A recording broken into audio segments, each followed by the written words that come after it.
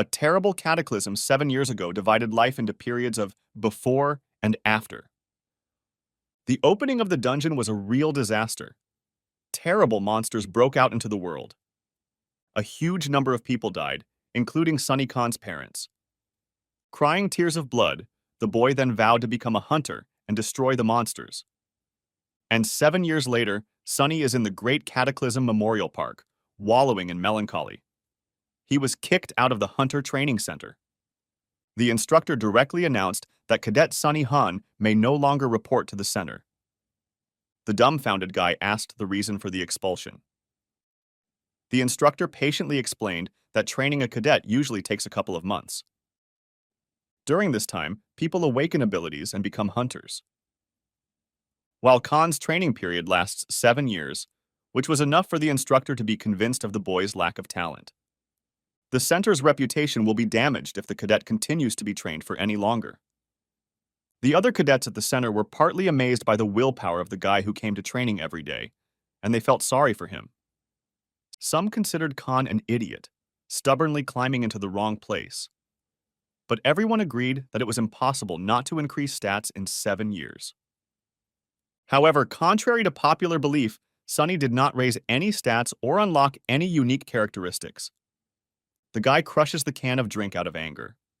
He himself doesn't understand how it's possible to remain without results in 7 years. Nearby, a woman reminds her daughter how her father died. The little girl in the fireman's helmet remembers when the monsters appeared and the world was not ready to fight off their attacks. Her dad did not run away and saved people until he died. Mom asks what to do if difficulties lie ahead. The daughter answers without hesitation that difficulties should be faced with a proud head held high. The girl adds that you should never give up, and these words touch something in the soul of Sunny, who is sitting next to her. The mother hugs and praises her daughter. Sunny approaches them and silently bows in gratitude. The guy then runs away under the gaze of the surprised woman. Khan runs with the thought that he has endured 7 years of monotonous and grueling training. Therefore, giving up now is simply impossible. In the rain, Sunny runs to the instructor's house and knocks on the door. The leader asks Han to leave. Sunny begs him to help him pass the hunter exam because he can't just back down. The cadet's persistence infuriates the instructor, who cannot understand that the boy does not understand the simple truth. The manager believes that the guy came because he wasted his tuition money and is ready to return half of the amount. Sunny yells that he didn't come for the payment, but in response he simply takes a punch to the jaw from the instructor. The impact throws him into a puddle near a pile of garbage bags. Sunny sits in the puddle, leaning against the trash can, feeling like garbage. He dreams of having at least a drop of talent, then he would definitely not find himself in such a situation. And suddenly he sees in this puddle an information window with a message that a certain Tower of Trials appreciates his unbending will. The guy doesn't understand what's going on and who the mysterious message in the glowing water is from. But he doesn't have time to finish this thought or continue to revel in his grief as he begins to sink into an ordinary-looking puddle. With a cry for salvation, the boy simply disappears into the blue light. The instructor goes out onto his porch again to chase the guy away, but he's gone without a trace, only his cap is lying around. The leader throws the annoying cadet's belongings into the trash can. Meanwhile, Sunny flies into an unknown bottomless depth. At some point, the guy starts to choke without air, but then he falls out of the water and continues to fall into the unknown. Suddenly, a glowing window appears in front of him again with a message that the test tower has selected the strongest people on Earth. Khan wonders if this is the second cataclysm. But then the window offers to choose the difficulty level, and adds that the more difficult, the cooler the reward. You need to choose high, low, or medium difficulty. Sunny is completely unaware of what is happening, but immediately seizes the opportunity. The fall continues, and the window promises satisfaction at the end of the difficult path of testing. One after another, messages pop up that all of the participants' injuries are being healed, and that they must enter the first floor of the trial tower. The participant is asked to prepare for the start of the test. And immediately, Sunny finds himself in the middle of the desert. Then the window informs about the issuance of weapons. and in front of Khan, a little ahead, a sword is stuck into the sand. The window explains that the theme of the challenge is survival and that unique characteristics will be unlocked as a reward. Sunny is simply stunned because he worked hard for 7 years to get such a characteristic, and now it will simply be given as a reward. The guy thinks he's hit the jackpot, but first you need to take a weapon. Before he can take a single step, the sand begins to swirl. The guy runs towards the sword in bewilderment, and behind him there appears a whole sand mountain. The window immediately informs you that the training test is starting and a high difficulty level has been selected. A sand golem appears. The guy looks at the giant with his mouth open. The window at the same time informs that we must survive the attacks of the sand golem, and it adds that there are 9 minutes and 58 seconds left. Sunny, sword in hand, tries to escape. Immediately, another information window pops up, helpfully informing you that in case of failure, there will be a fine. A stunned Sunny reads that in case of failure, the penalty is the death of the participant. This information certainly gives a boost. The giant golem appears clumsy, but given its stride, it runs faster than expected. The window kindly informs us that there are only 9 minutes and 11 seconds left. But Sunny feels like he hasn't run that far in the desert. That is, the choice at first glance is small. Die running away or die with a sword in your hands. The subconscious remakes the golem into the image of the instructor who considered the guy a worthless piece of work. Before my eyes, I can also see mocking cadets who think that Sunny doesn't even deserve pity. The boy understands that chasing the golem leads only to a miserable death. It is necessary to take a new step. In 7 years, Sunny had memorized the theory of hunter training like the Lord's Prayer. If running away wasn't an option, theory would help. The golem will stop moving if its core is destroyed. But it is simply impossible to obtain this core. That is, conditions are necessary under which the guy will reach the goal. And Sunny rushes to the top of the sand dune. The plan works. The golem rolls head over heels from the top. Sunny jumps on top of the giant's carcass, not about to miss out on the chance. He slashes at the core with all his might with his sword. But the strength of the core significantly exceeds the guy's expectations. We need to strike at least one more blow. But the giant is not going to give up so easily and grabs Sunny in his fist. Dangling like a rag doll before the monster's evil face, Khan hears all the ridicule he has been subjected to for years. His patience comes to an end, and he decides that he has had enough. He screams at the freaks to shut up, and in a desperate move throws his sword like a dart. The window immediately reported the destruction of the sand golem's core. There were still a little more than 7 minutes left until the end of the test. As the training test ends, the golem's body crumbles and Sunny flies down. The guy, covered in sand, can't believe he made it, and the window is already congratulating him on overcoming the first floor of the test tower. The mysterious system rewards Sunny with 1,000 points and also promises to unlock a unique characteristic. Bonus rewards of 500 points and the skill of accelerated regeneration are provided. The guy, stunned with happiness, cannot believe his eyes. Because for the last 7 years, I have literally been mixing my sweat with blood, seeing only contemptuous ridicule in response. The window informs that the participant has a unique characteristic of necromancy. The guy immediately understands that he can now be a hunter. In case of survival during the mysterious tests. Here, at the place where the golem died, a strange clot forms, and a strange black fog swirls around it. Curious Sunny touches the smoke with his hand. The window immediately informs about the activation of necromancy, and also offers to absorb the spirit of the sand golem. Thus, Sunny realizes that the black fog is his unique characteristic. However, before clicking the consent to absorb the spirit, the guy thinks for a second. But this does not stop him from conducting the experiment. The clot, along with the black fog, is sucked into Sunny's chest. The window immediately informs that the sand golem's spirit has been absorbed, and mastery increases by 7%. A message appears that one of the 5 souls is in the possession. Khan ponders how and where the souls are stored. The guy is interested in how to use the spirit. The window immediately informs that using the spirit increased the stats, endurance by 2 and strength by 3. At the same time, Sunny feels his power increase.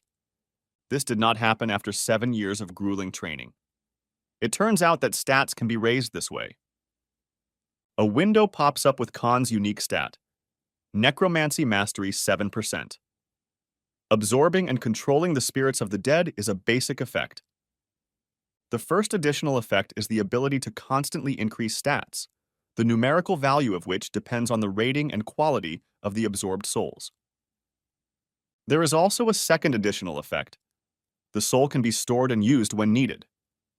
The storage capacity depends on the rank of the unique characteristic. A portal appears, and a window prompts you to move to the waiting room.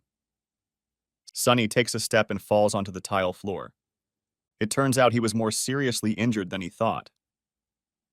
Suddenly, the guy is engulfed in an incomprehensible golden glow. Sunny's body is completely healed. The furnishings in the huge room are Spartan. There is only a bed, which is very useful now.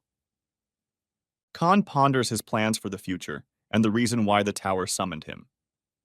A window pops up informing the guy that 5 functions are now available: challenge, inventory, community, store, and information.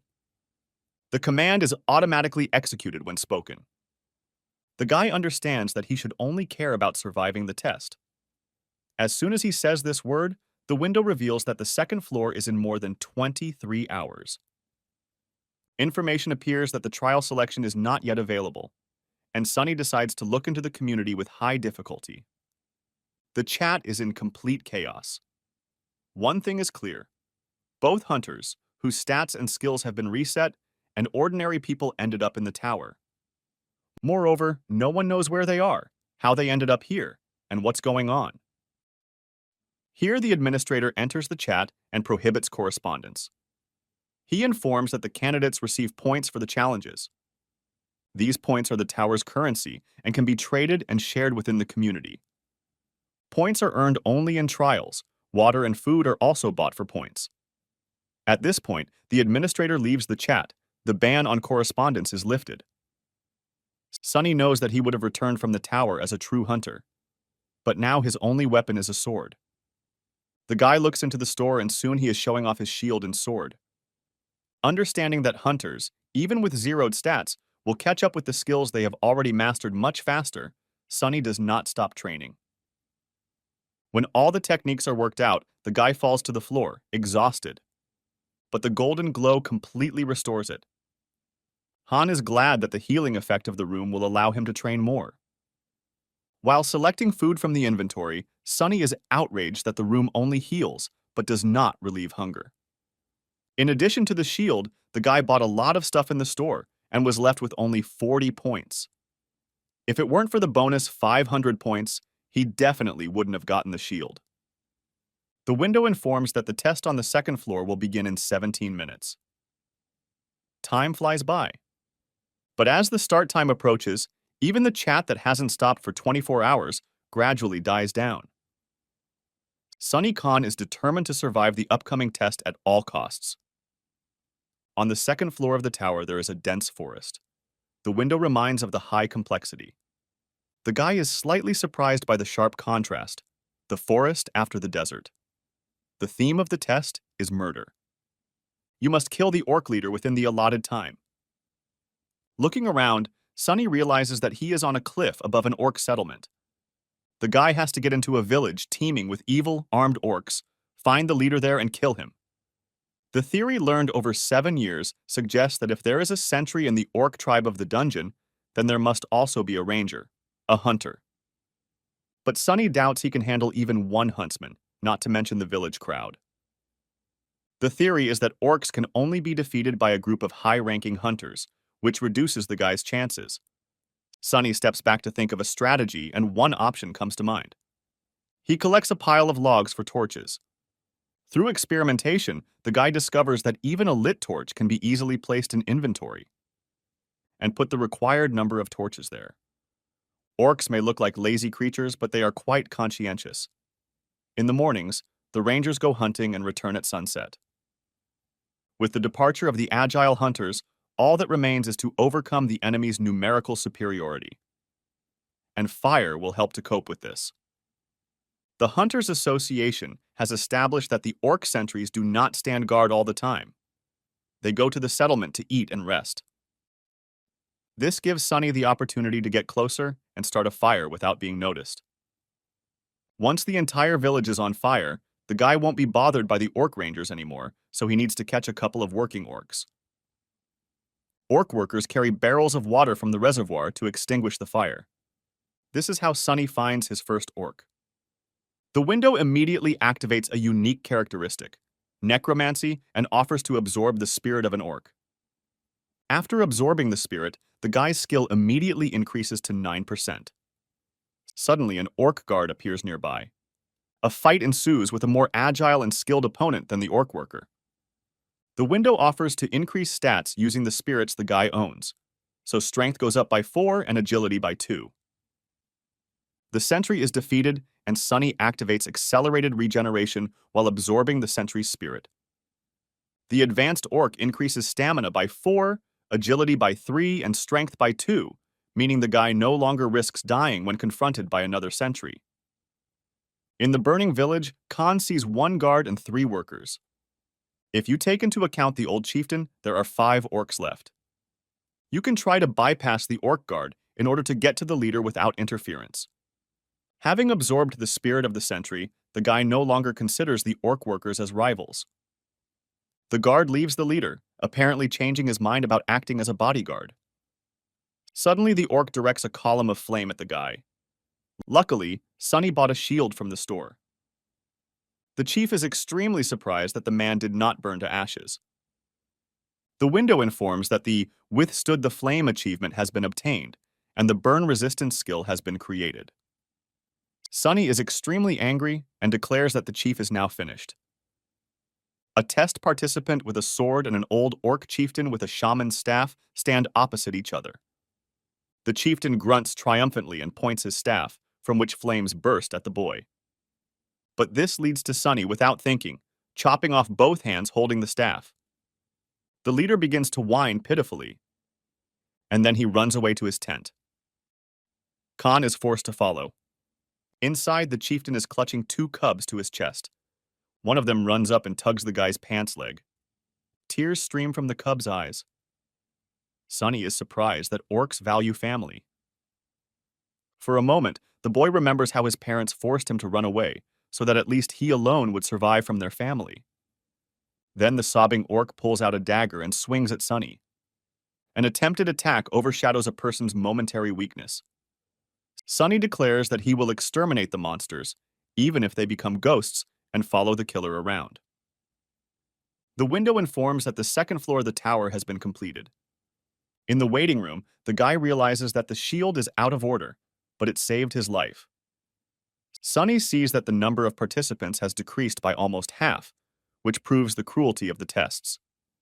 Someone in the chat figured out a way to get back to Earth when they sent a message asking the question. You can send a written question via the information command. The administrator will process the question and answer it. For each new floor, 1 question form is added. The participants' chat becomes a place for information exchange. It was discovered that after the 5th floor of the tower, you can buy a temporary return stone to get to Earth for a few days. After the 8th floor, you can buy an item for your final return to Earth. Sunny realizes that even if he returns with the skills he has, he can improve his stats and become an A-rank hunter.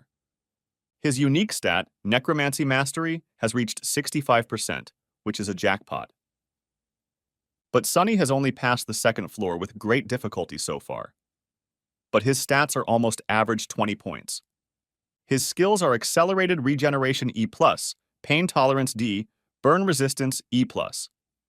At the same time, Mana is 7, Endurance is 15, Agility is 14, +5, and Strength is 18. Sunny's first act is to absorb the 5 spirits he was able to obtain during the trial.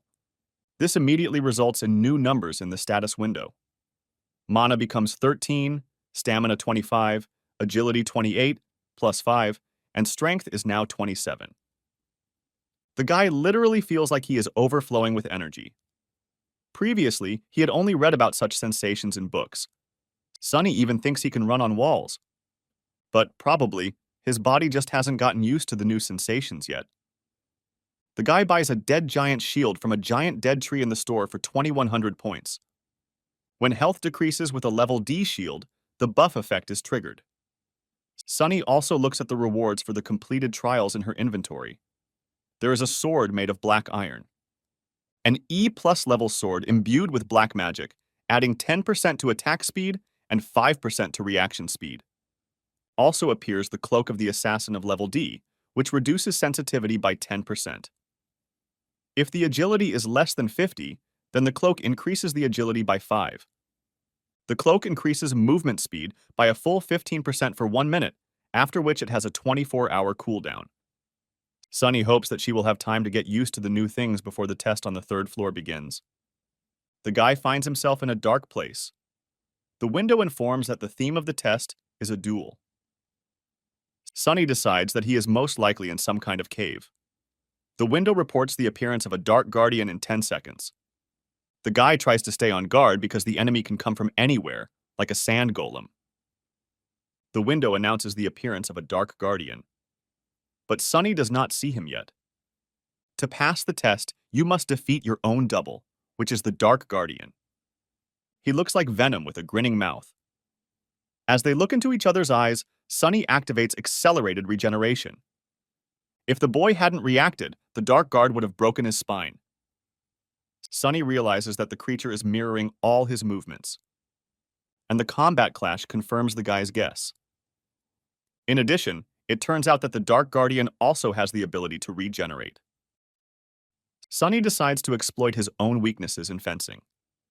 But very soon, the guy becomes convinced that the Dark Guard is getting stronger very quickly and noticeably.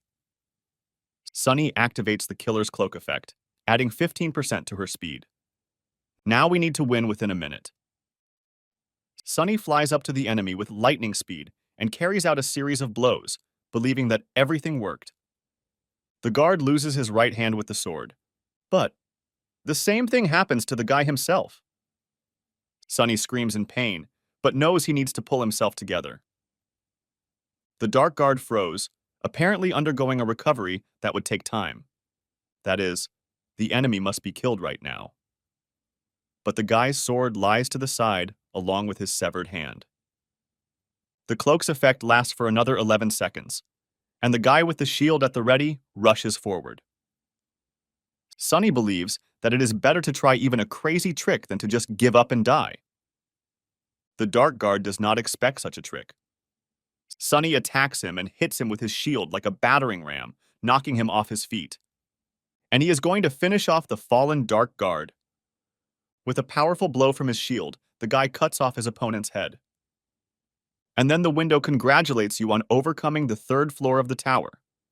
At the moment of moving to the waiting room, the window kindly states that all injuries and debuffs have been healed. The right hand is back in place. Feeling Sunny's revived limb isn't enough, he decides to test his hand at work and sculpts it into the wall. The result is simply pleasing to the eye. Sunny Khan considers the healing to be flawless.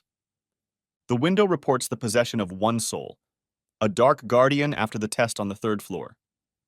But this time, the spirit is of a much denser consistency than the previously absorbed souls of monsters.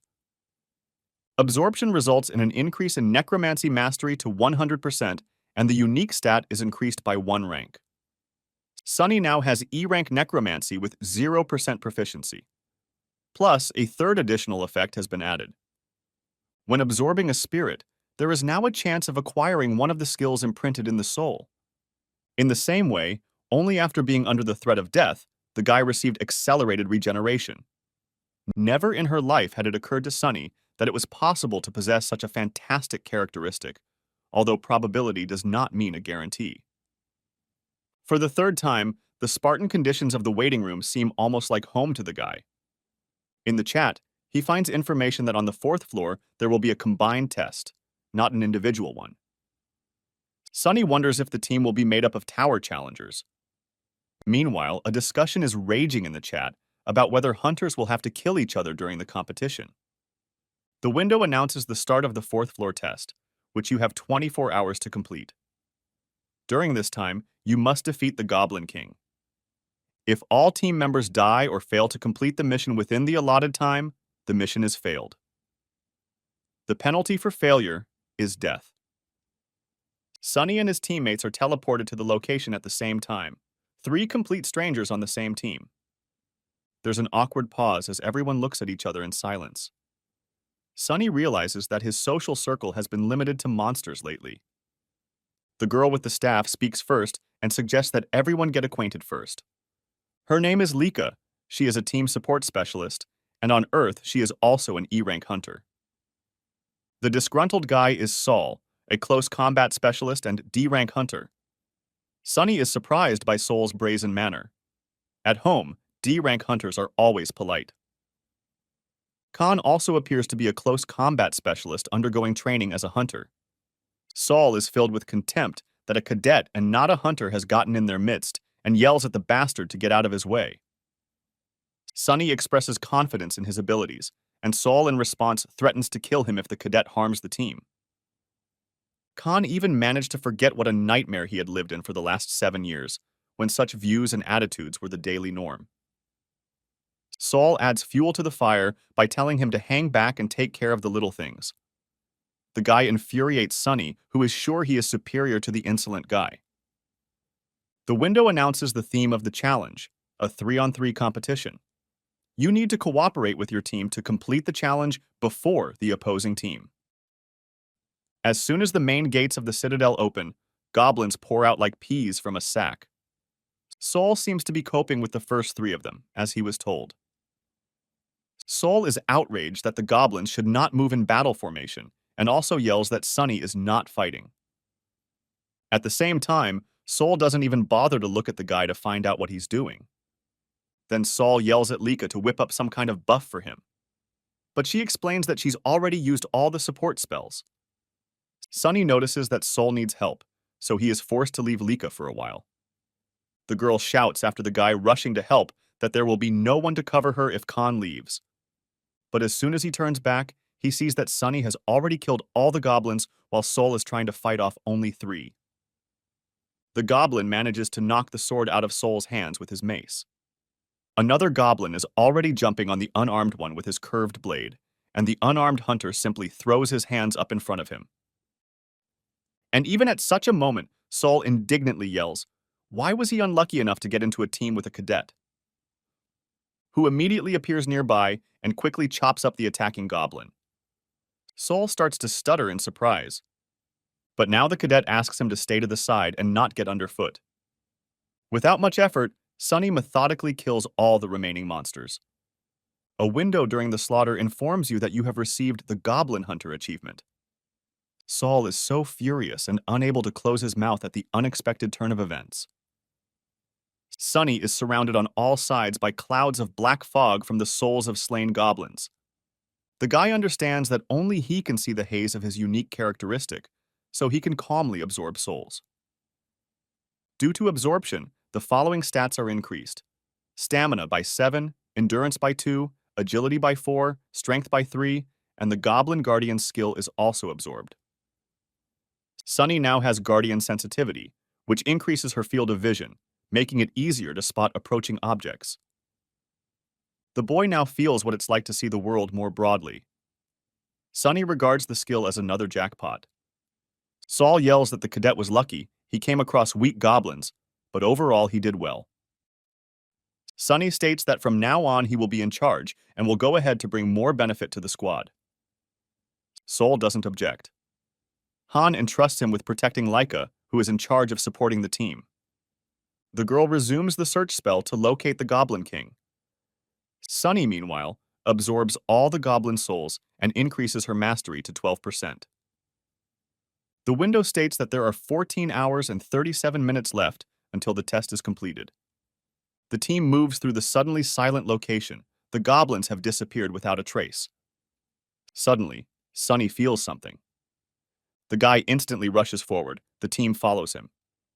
Another goblin battle is discovered in the square by the fountain. This means that the opposing team has already been here. Sunny notices that the monsters' corpses are still warm, which means they should speed up.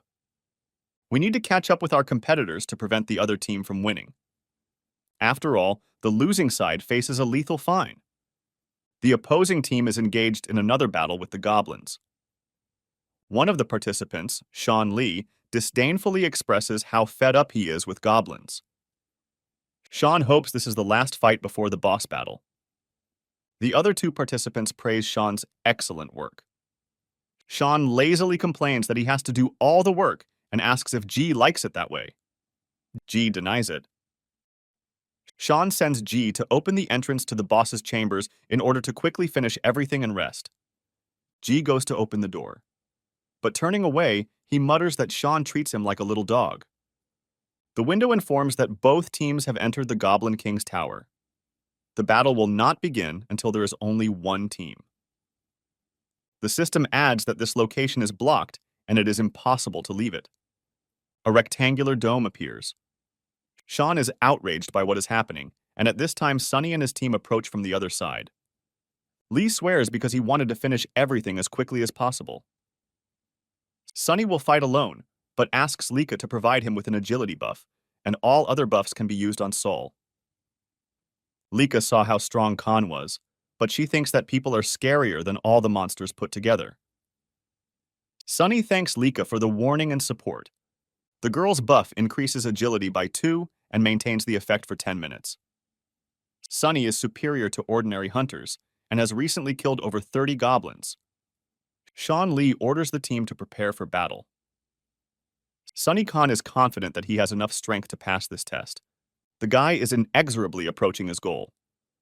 Sean orders G to use the shield at maximum. G immediately activates protection. The opposing team finds itself in a pyramid of golden light, which Sunny takes a running swing at, and his sword cuts through the defense like tent fabric. Sunny rushes into battle, throwing his opponents in different directions. Lika and Sol watch with their mouths open. The only resistance to Han is offered by Sean Lee with his daggers. Sean doesn't understand why a guy with weaker skills can easily deflect all of his attacks. During the fight, it becomes clear to Sean that the enemy sees the trace of a blade aimed at him. Here the enemy blocks Shonu's view with his shield. This maneuver becomes the final chord of the duel. The window immediately kindly congratulates you on completing a special task and promises to award bonuses. Sunny's team is ready to begin the main mission. Lika notices with surprise that the guy is shaking. The girl asks if he's okay, but the guy answers, albeit with a slight hesitation, that he's perfectly fine. Lika is sure that the man who seemed cold-blooded to her is actually in shock because of the murders that took place. Sunny suggests going straight to the boss fight. Sol and Lika definitely agree. The Goblin King is much larger than his smaller subjects, but the size of the monster does not impress Sunny at all. Khan deals with him in no time. The window immediately reports that the test's objective has been achieved. Sol whispers that the guy is just a monster. The system increases all stats by 4 as a reward and adds the instant acceleration skill as a bonus. The system suggests moving to the waiting room. Sol returns first. Sunny hopes that Lika will also return safely. The girl notes that her words may seem inappropriate to Khan, but he simply did what was required. According to the test conditions, the opposing team had to die. If the guy refused to kill them, then she would have to do it. Sunny smiles and replies that after these words he felt better. Lika sends Khan a friend request. The guy doesn't even know what to say. And the girl adds that she got through the 4th floor solely due to Khan's power. And now she feels indebted to him, so she feels a little uneasy. She suggests that the guy find Lika from the White Guild after returning to Earth. Then the girl steps into the portal. Sunny is left alone and must decide whether to absorb a human soul. He became convinced that he was capable of this almost immediately. But the guy postponed the takeover because he felt that he was on the verge of crossing an irreversible line. However, now Sunny has made up his mind. The guy is not going to kill people to increase his strength, but in a desperate situation, he is now ready to kill. New ambitions awaken in the boy's soul, in addition to his long-standing desire to become a hunter. He takes advantage of the chance provided by the tower and wants to climb to the top of the Tower of Trials. As soon as Sunny enters the waiting room, a window informs her about the expansion of the system and the ranking of the participants based on the results of the tests. The window prompts you to enter a nickname for the applicant's rating. The guy thinks for a moment and then changes his nickname. Instead of Sunny Khan, it's now Hunter. The rating of the test on the 4th floor is displayed right there. Khan finds his own nickname in 16th place, which is much higher than he expected. The window informs that the participants who make it into the top 50 are called first movers. This status will give an advantage on the 8th floor. In case of maintaining the pioneer status up to and including the 8th floor, the participant will receive a special privilege, Halo. Sunny thinks it's some kind of skill, but decides not to bother and learn about it all in due time. Now he can have 15 souls in his possession. Now there are 4. The guy starts absorbing the souls of 3 team players and the Goblin King. Khan feels the process of crossing the boundaries of human capabilities. Then the guy acquires a return stone, with which he can return from the Tower of Trials to his original location for 3 days. Sunny wants to see if the gear will move with him, and he uses the stone to return to Earth. The window informs that the applicant has confirmed the return. The absorption process is underway with the destination Earth. As soon as the guy is sucked into the glowing funnel, the window informs about the successful return of the applicant to his original place of residence. And then a reminder pops up that in 3 days, there will be a return to the Tower of Trials. Sunny is considering getting a good night's sleep because his simple bed feels like a royal bed after the Spartan bed in the waiting room. But the lingering stench of his long, unwashed body doesn't allow him to relax. Sunny is pleasantly surprised by the equipment folded by the bed. It turns out that items from the tower can be brought home, which means other hunters will be able to do this too. The guy understands that there will be an increase in the number of those returning from the tower, meaning that prices on the hunting equipment market will fall due to the abundance of rarities. The items need to be sold as quickly as possible, but only qualified hunters can trade. At first, Sunny only planned to apply and take the exam the next time he returns. But plans change as the play progresses.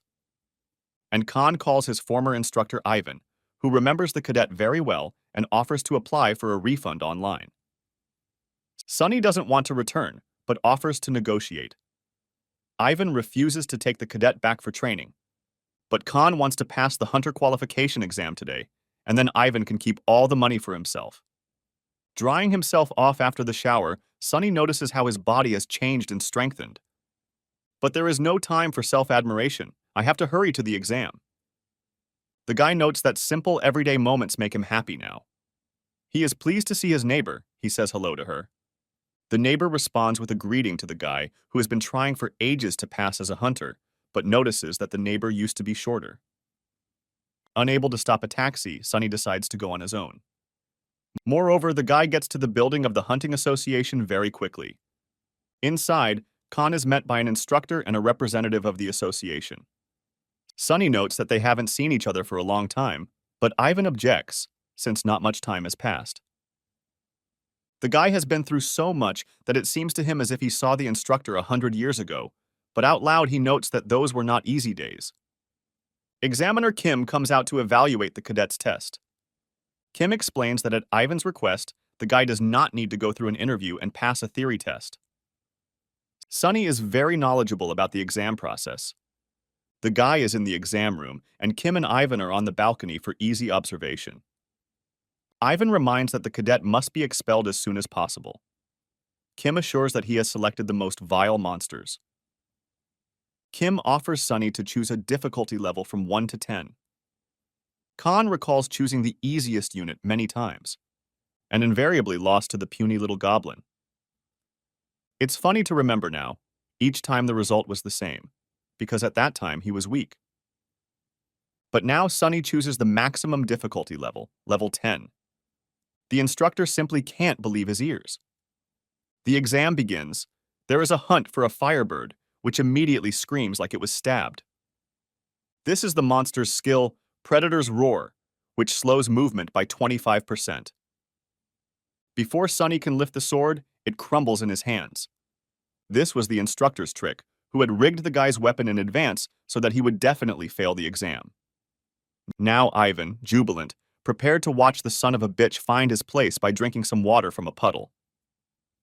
The bird soars above the calmly standing guy. When Ivan passed his hunter exam, he had fun with his group, fully confident that he was simply a handsome man. But over time, the gap between him and the achievements of his classmates only increased, until Ivan realized that he would not be able to catch up with them. He realized that in the hunting community, innate talent was the most important thing, and he came to terms with that fact. Ivan saw an insurmountable wall in front of him and gave in to it, dropping his hands. Because Ivan is sure that all people act exactly like that. And looking at his weakest cadet who is swinging at the Firebird, Ivan sees how his sword falls apart. The monster is already reaching out to the guy with its paws with huge, sharp claws. Ivan is sure that it is time for the cadet to come to terms with failure. Seeing the instructor's smug grin, Sunny guesses that the sword did not split without outside interference. Khan is not discouraged.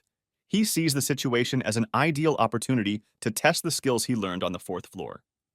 The guy activates instant acceleration, and it soars straight up to the ceiling, past the Firebird. The force of the impact causes the ceiling to crack, and Sunny realizes that the skill is much cooler than the buff of the killer's cloak. Pushing off the ceiling, the guy dives straight at the enemy. With one swing, he plunges the hilt of his sword into the monster's eye. But alas, the sword fragment is not long enough. A resourceful guy uses what is at hand. He tears off the tiles from the floor, and he simply throws it at the Firebird with all his might. The throw is so powerful that the monster's head is cut in half. But the path of the improvised projectile does not end there. The tile breaks the balcony railing right between the observers and crashes into the ceiling above them. The monster is killed, meaning the exam is over. And Sunny, as if nothing had happened, asks if the audience is okay, saying that he didn't expect the tile to fly towards them. The employee congratulates the guy on passing the exam and presents him with a certificate of a C-rank hunter, a close combat specialist. From now on, Khan has access to hunting activities, that is, entering the dungeon and trading items. Ivan demands an explanation from Kim about what happened. He had agreed on the cadet failing the test in 10 seconds, not on the test in the same amount of time. Kim explains that judging by the information provided, Cadet Han had no chance of passing. Ivan is indignant. Why is the hunter's rank so high? Kim couldn't have given a lower rank. The guy killed the monster in 10 seconds and could have appealed. Sunny comes out to them, having received a hunter's ID. Kim congratulates the guy. Ivan reluctantly joins in. Khan knows that before retiring, the instructor had only reached C rank. And now the boy remembered how the instructor considered him trash. But at the moment, the guy feels that this definition suits Ivan himself better. After these words, the instructor pounces on the cadet who has lost his fear. Sunny didn't even expect that Ivan would immediately fall for his provocation. He doesn't allow the blow to be thrown, and instead hits the instructor in the chest with an oncoming punch. Sunny explains that he acted in self-defense, and as a response to aggressive actions, he slaps the face. During the flight, the instructor had a common thought. Where did such strength come from in a C-rank hunter? Kim sees the guy off and offers him to become an employee of the Hunters Association with a solid salary, the increase of which is negotiable. Kim sees potential in the boy, and Sunny understands that the difficulty level of the exam has been adjusted. Khan has no intention of stirring up a scandal, nor of working with those who are not trustworthy. 2 days later, rumors of the hunter's mysterious test tower were already in the newspapers and on the TV news. Sunny was able to sell his gear for a great price and spent the last 3 days usefully. A window appears with a message about moving to the tower in a few seconds. Sunny is looking forward to it with pleasure. Falling into the light funnel, the guy anticipates his further progress. Returning to the waiting room finally confirms the freedom of movement of objects between the real world and the tower.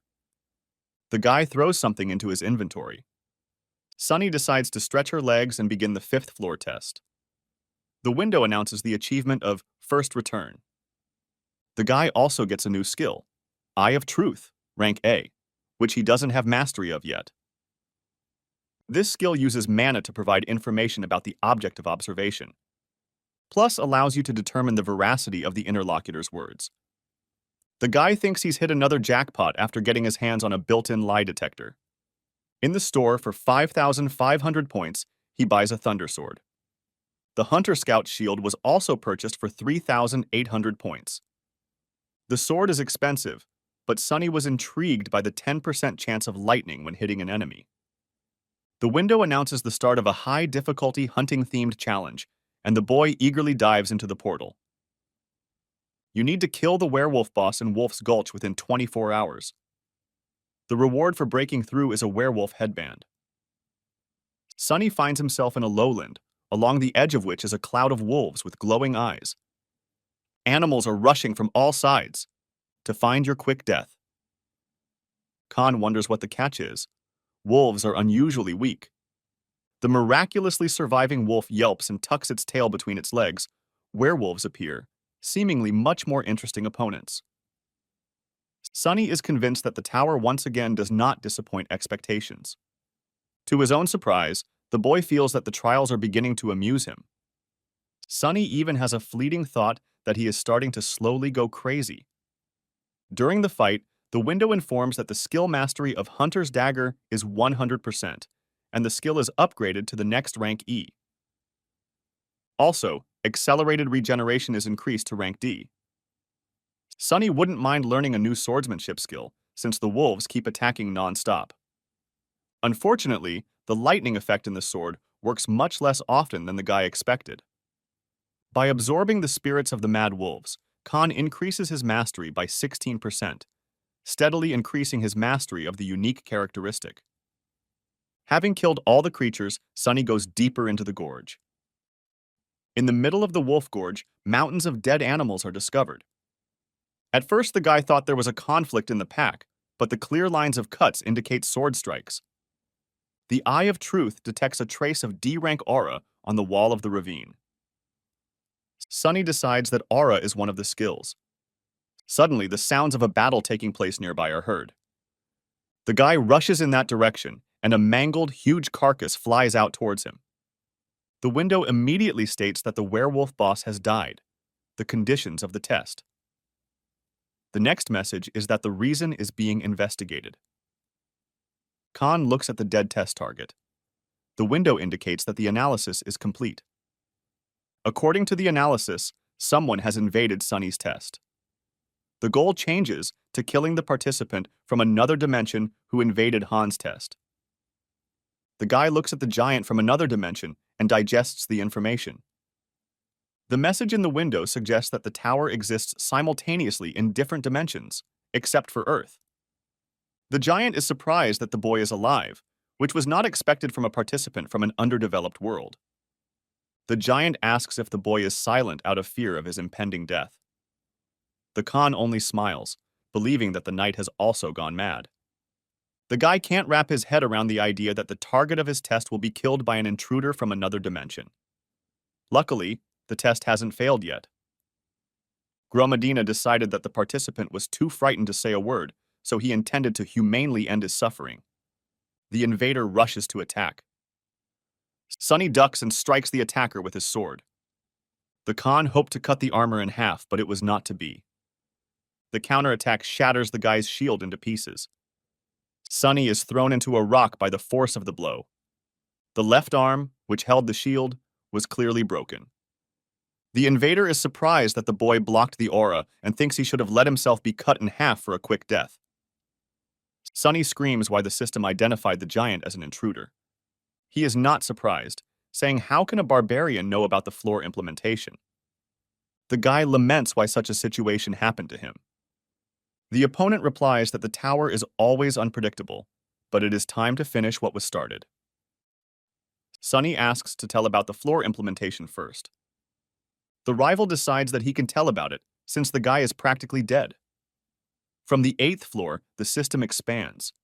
You can buy a floor-level implementation ticket in the store, which allows you to interfere with someone else's test. Sunny asks if the opponent called this place an undeveloped world, then he himself is from another dimension? The giant is surprised. Khan activates the Eye of Truth, which confirms the veracity of the interlocutor's words. Who is furious about the verification of his words? Sunny says there's nothing he can do about it. The guy received the answers and is now ready to tell something in turn. With pain tolerance, his injured arm doesn't bother him. If Sunny had let go of the damaged hand, the accelerated regeneration skill would have been activated. But the guy was sure that they would share the information only with a pathetic-looking opponent. The brute clarifies that Sunny was testing self-healing.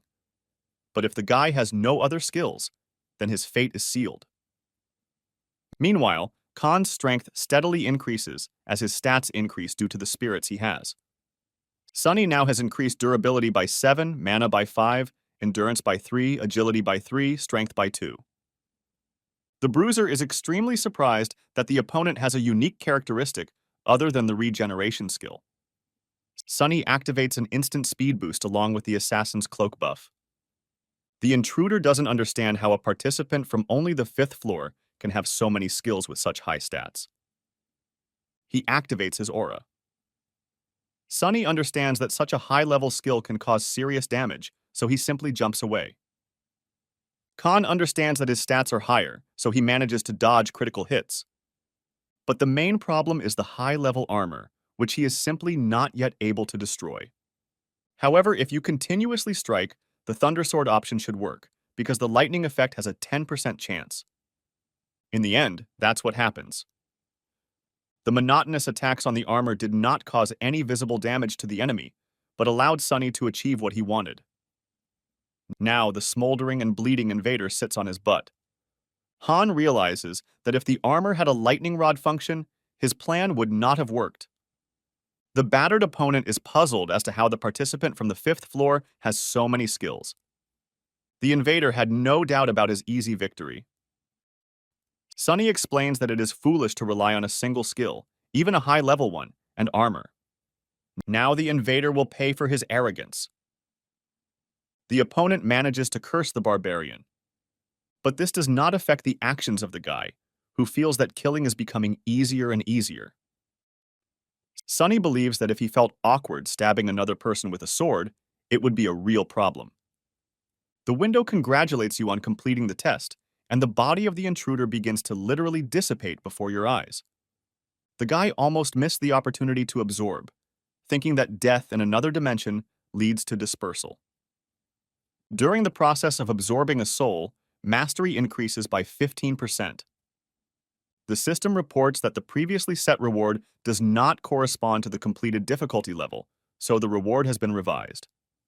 Han gains the A-level triple absolute skill, 7,500 points as a bonus, and 3,500 points as an additional bonus. The guy is happy that instead of the stated C-level award, they gave him an A-level one. Sunny is asked to return to the 6th floor waiting room. The information will be entered into the rating system. The guy didn't spend any of the 5 question papers, trying to save them until the 8th floor. But now he asks what a floor invasion is and whether it is possible to find out about it in advance. Khan sends the form. The answer comes instantly. This is an opportunity to enter the personal test of a participant who is lower by a maximum of 10 floors. Sunny regards floor penetration as a ladder break for the person climbing. No other data is available on this floor. The system leaves the ticket unused since the request is only partially satisfied. So the guy finds out that a ticket to send a question is not a panacea at all, but he is glad that he kept his ticket. Sunny takes out a recovery chest and a broken hunter's shield from her inventory. Once the debris is inside, the chest will emit a golden glow and drop a brand new shield. Khan then takes out the purity stone from his inventory and is about to use it.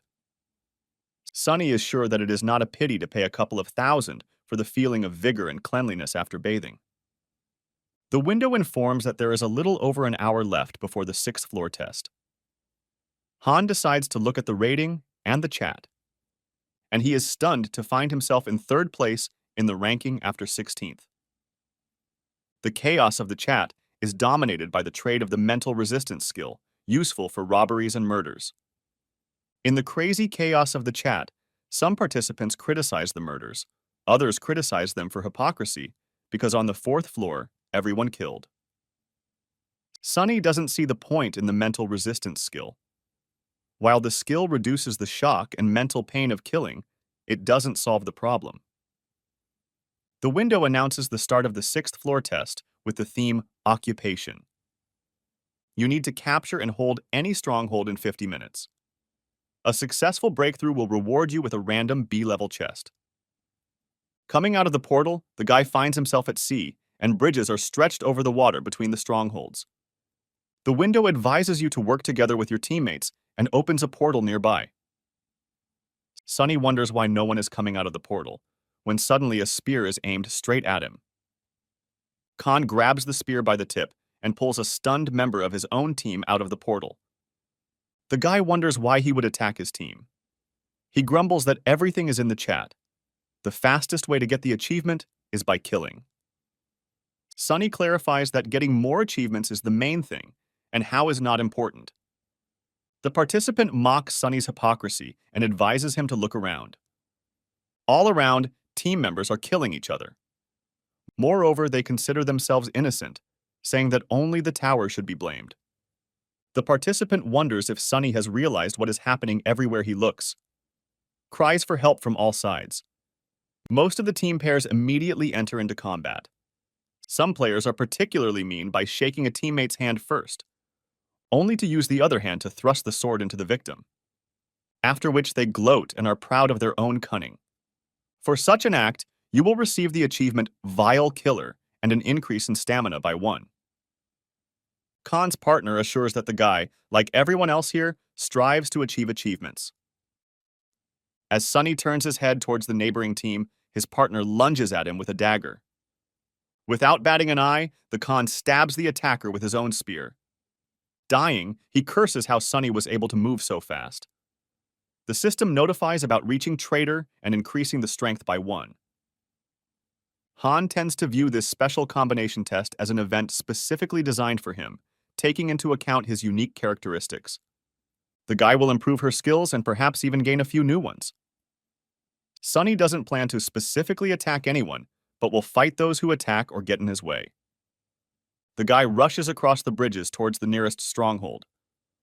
On his way is a participant who has studied water magic and erected an impenetrable iron dome above himself. The impenetrability of which, it turns out, is very far from ideal. Sunny admits some cruelty in his actions, but considers it necessary to achieve the result. Other players who saw what happened consider the guy a ranker who looks like a monster and prefer to avoid him. Sunny is even glad that he inspires fear in his rivals. He strives for achievements, but not for new unnecessary killings. The window confirms the capture of the stronghold, which will be interrupted if a player from the other team appears on the territory. Also, you can't let your opponents capture your stronghold. You have 10 minutes left to hold out. Sunny reasons that the high-ranking participants who haven't used the homecoming stone since the 5th floor have already far surpassed him. The 6th floor test makes you think about your mistrust of others. Low-ranking participants are destined for nothing but gloom and darkness. But Khan also finds the ostentatious sympathy hypocritical. His rivals don't bother him, but they still die at other points. The system reports that the capture has been suspended and that there is an enemy on the territory. The arrogant blonde guy walking in front says that the guy is clearly interested in why 2 teams have come to see him at once. It is clear to Khan that he is facing a squad of assassins consisting of 4 bastards who want to get more achievements. The blonde guy laughs, saying that the essence is true, which means the sentence must be carried out. The impudent guy wishes the guy to die. 2 invaders rush towards Sunny, one of them with a bucket of water.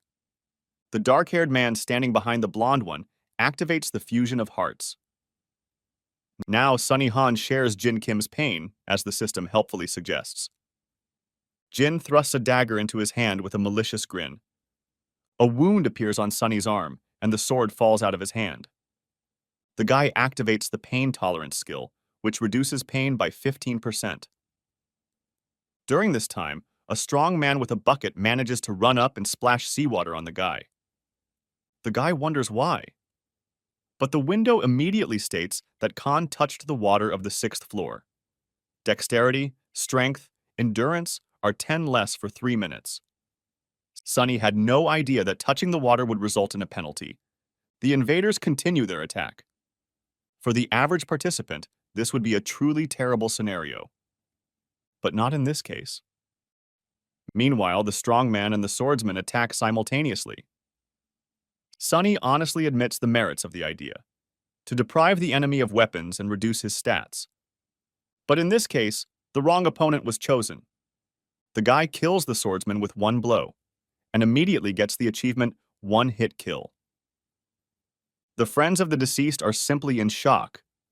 They clearly did not expect such a turn of events. The window informs about the creation of a new skill, Contempt for the Weak of level F. Now if the opponent does not exceed any stat, the guy's strength increases by the difference in characteristics.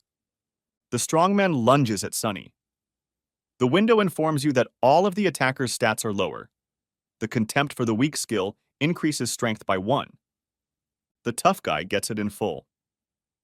And the system informs about the new achievement, Merciless Killer, agility increases by 1. Jin Kim and the blonde man are even more confused by the developments, and Sunny calmly heads straight towards the couple. Jin wonders if he should attack the guy at the same time. In response, he receives a slashing blow from his partner's sword. Kim falls down screaming, but Sunny's leg gives way too. Fortunately, only pain is felt the same. The guy has no real damage, but the pain limits his movement. Jim yells that his partner is a bastard, and so that he doesn't even think of coming closer. Meanwhile, Sunny is getting closer. The blonde guy yells that one more step towards him and he will cut Kim's throat. Khan didn't expect anything else. He had to quickly kill the one who activated the fusion of hearts. The guy throws his shield with all his might right at Jin's throat. The sensation of having your throat cut is not exactly pleasant. Sunny is only able to stay on his knees because of his pain tolerance skill. The blonde guy sees this moment as his only chance and rushes into the attack. Suddenly, the guy simply grabs the blade pointed at him with his bare hands. And he asks the blonde boy if he wants to experience the sensation of having his throat cut. He begins to shake noticeably, but still notices that the guy is simply frozen. In response, Sunny simply breaks off half of the sword's blade with his bare hands. And with this fragment, he cuts the blonde boy's throat. The system immediately reports that the achievement Cold-Blooded Slasher and 1,500 points have been received. Immediately, there follows a message that the stronghold has been captured. The surviving teams rejoice on the neighboring islands. The 6th floor clearly made it clear to everyone that the one who really wins is the one who keeps his team together. The small number of solo winners only confirms this truth. Sunny wonders if he looks as much like a monster to the surviving members as the wild-eyed killer at the nearby outpost. The window congratulates you on passing the test. A random chest has been sent to your inventory and 8,000 points have been awarded. Sunny absorbs the souls of the unfortunate 4 occupiers. Necromancy mastery reaches 100% and rank increases to D. The system reports that the achievement viewing function has been activated. Class S has the first return, A and B do not. Class C has a one-hit kill. Cold-Blooded D-Class Slasher, then 4 E-Class achievements, Traitor, Goblin Hunter, Merciless Killer, and Flame Staminated. Sunny retrieves a mysterious random chest with a reward from F to B class. He does not expect anything worthwhile. The guy decides to first get the contents and then start absorbing souls. An evil green toothy Pokemon jumps out of the chest like a jack-in-the-box. Sunny rightly believes that the Pokemon must be caught. But it was not to be. The little rascal is a creature of incredible jumping ability. But Khan is no pushover either. However, he doesn't have time to rejoice at his capture. For the evil Pokemon opens wide its mouth, studded with sharp teeth, and he furiously bites into the guy's hand. Sunny didn't expect such a turn of events. Tears were streaming from his eyes. As a result, the evil Pokemon breaks free again. This time, Khan is much more determined, and cuteness will no longer save the Pokemon. Sunny pounces on his prey like a hawk, which immediately bounces up like a bouncy ball. The guy's patience finally runs out and he flies upward. In flight, his critical hit catches up with the restless Pokemon. The bastard's head literally starts to smoke, and the green ugly thing flies apart like a piñata. Inside is a pendant.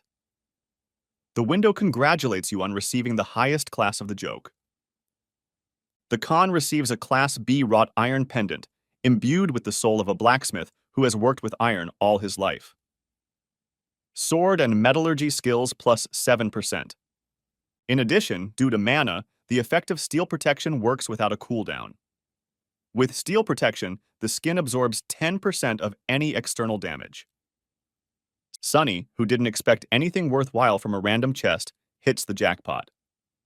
The guy doesn't have time to put on the pendant before he runs out of mana. The window immediately reports that the steel protection has been turned off. Sunny understands that the effect's exclusivity can also be considered the speed of mana absorption. The guy decides to use the pendant in critical situations, but he needs to save mana.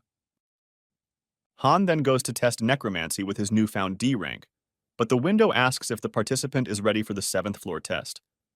In principle, he wouldn't mind starting the test earlier, but I wonder if he's the only one who's lost his waiting time.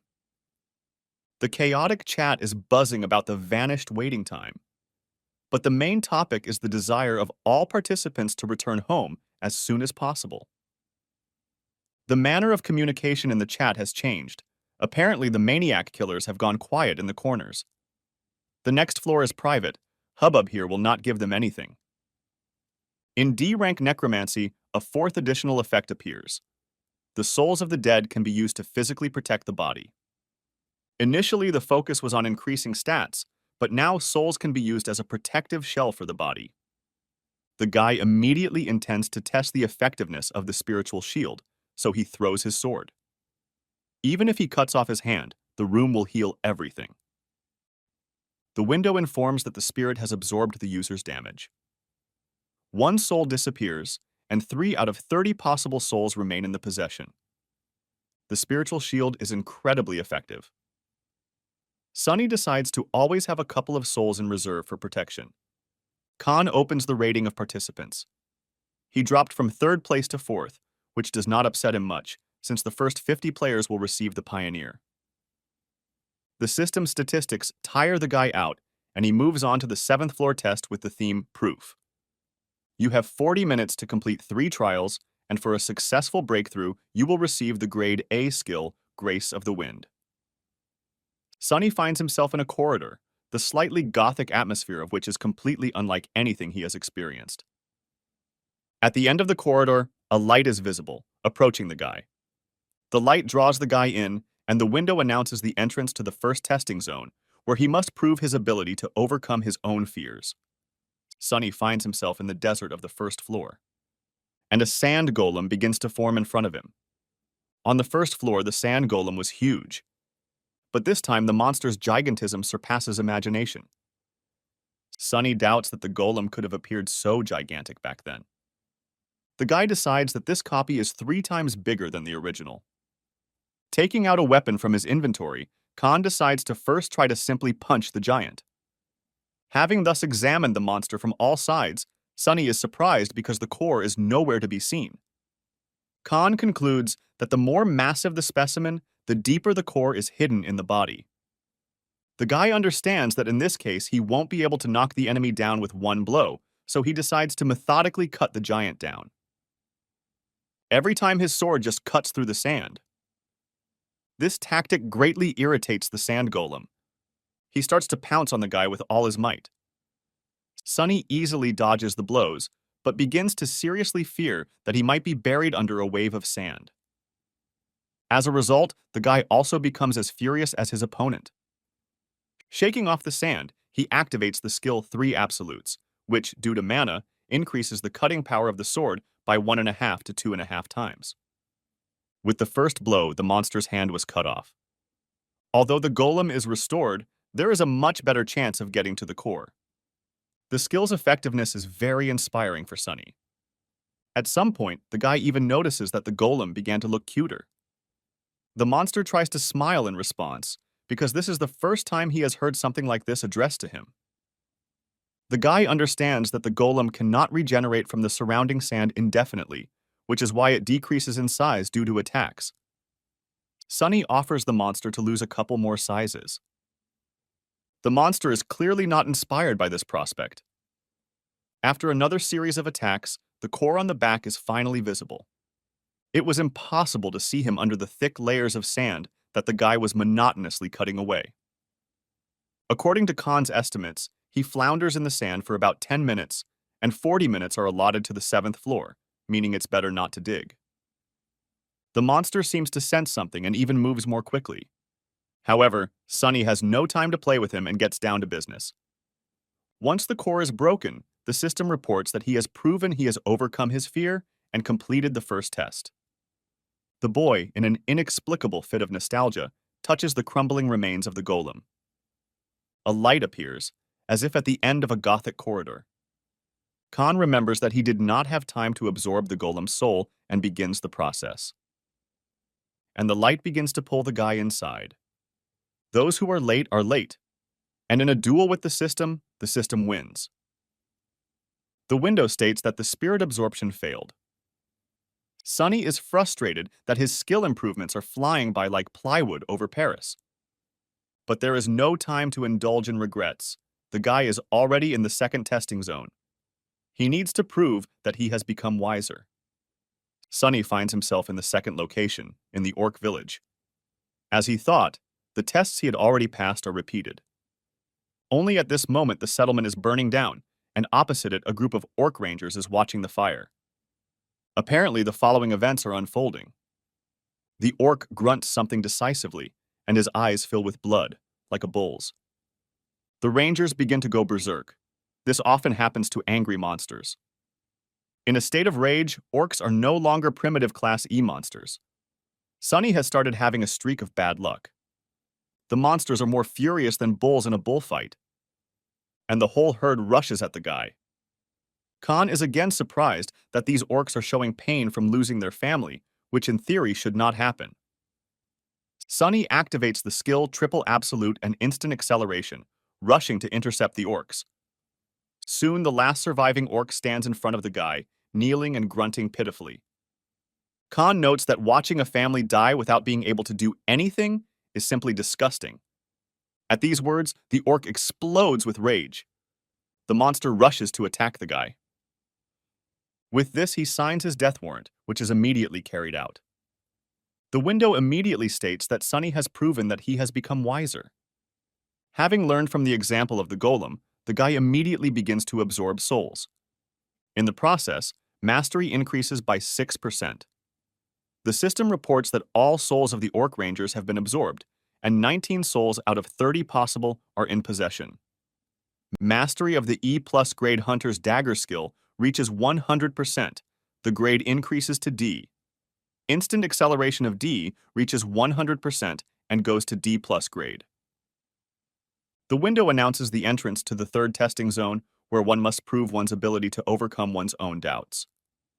Khan thinks that it will be a brain drain, and completely unexpectedly, he finds himself on the battle platform of the 6th floor. The guy immediately notices the different arrangement of the tiles. Sunny decides not to be surprised, because the test with the ignorant orcs was called Wisdom. The guy takes a recovery potion from his inventory, which adds 20% strength and mana. After drinking the life potion, Sunny immediately feels better. But the devil makes him throw the empty potion bottle into the water, slightly littering the test location. Instantly, as if in response to his action, the tiles begin to fall off. Sunny activates her assassin's cloak, adding +15 speed, and dashes off in search of the red stronghold tile. A huge wave catches up with the guy, and he remembers that in this location you can't touch the water. But the tile literally jumps out from under his feet. The window immediately announces that stamina, agility, and strength are reduced by 10 units for 3 minutes. Sunny hoped that the tiles would remain in the same order as he saw them when he entered the location. But common sense in the tower has a very peculiar character. Gritting his teeth, the guy activates instant acceleration. Khan rushes, hoping to spot the red plate of the stronghold. Because losing his head in a stormy sea is not part of his plans. There is no end in sight for extreme long jump. Finally, from the crest of the next wave, we manage to notice the red plate of the stronghold ahead. The guy doesn't have time to rejoice that he can at least see the target, as the waves around him begin to rise in the form of giant water claws aimed at him. The location seems to have gone crazy, but Sunny is given strength by a red plate right ahead. The first water claw catches up with the guy. The sensation is far worse than a charcot shower. Hana is thrown onto the tip of a water claw. Sunny activates the forged iron pendant's exclusive effect, causing 10% of damage to be absorbed by her skin. The window informs that the damage dealt to the user has been absorbed by the spirit. One soul of the Orc Ranger disappears. Then another soul of the Orc Ranger immediately disappears. The boy clearly felt the shockwave. But just before the wave would have damaged him, the spiritual shield blocked everything. Sunny jumps aside from the water claw. He rushes towards the coveted red tile, and the water claws are inexorably approaching from all sides. The assassin's cloak's acceleration effect is no longer active. The guy's mana is at 0, but if the instant acceleration skill fails, he's finished. Therefore, Sunny replenishes her mana by absorbing the spirit of an Orc Ranger. There is only a little bit left to run, when suddenly the tile in front of you rises up on a column of water. What is bad luck, and how to deal with it? Sunny sees no other choice but to rush towards the target through the water column. Here the water claw catches up with him. Another soul of the Orc Hunter disappears.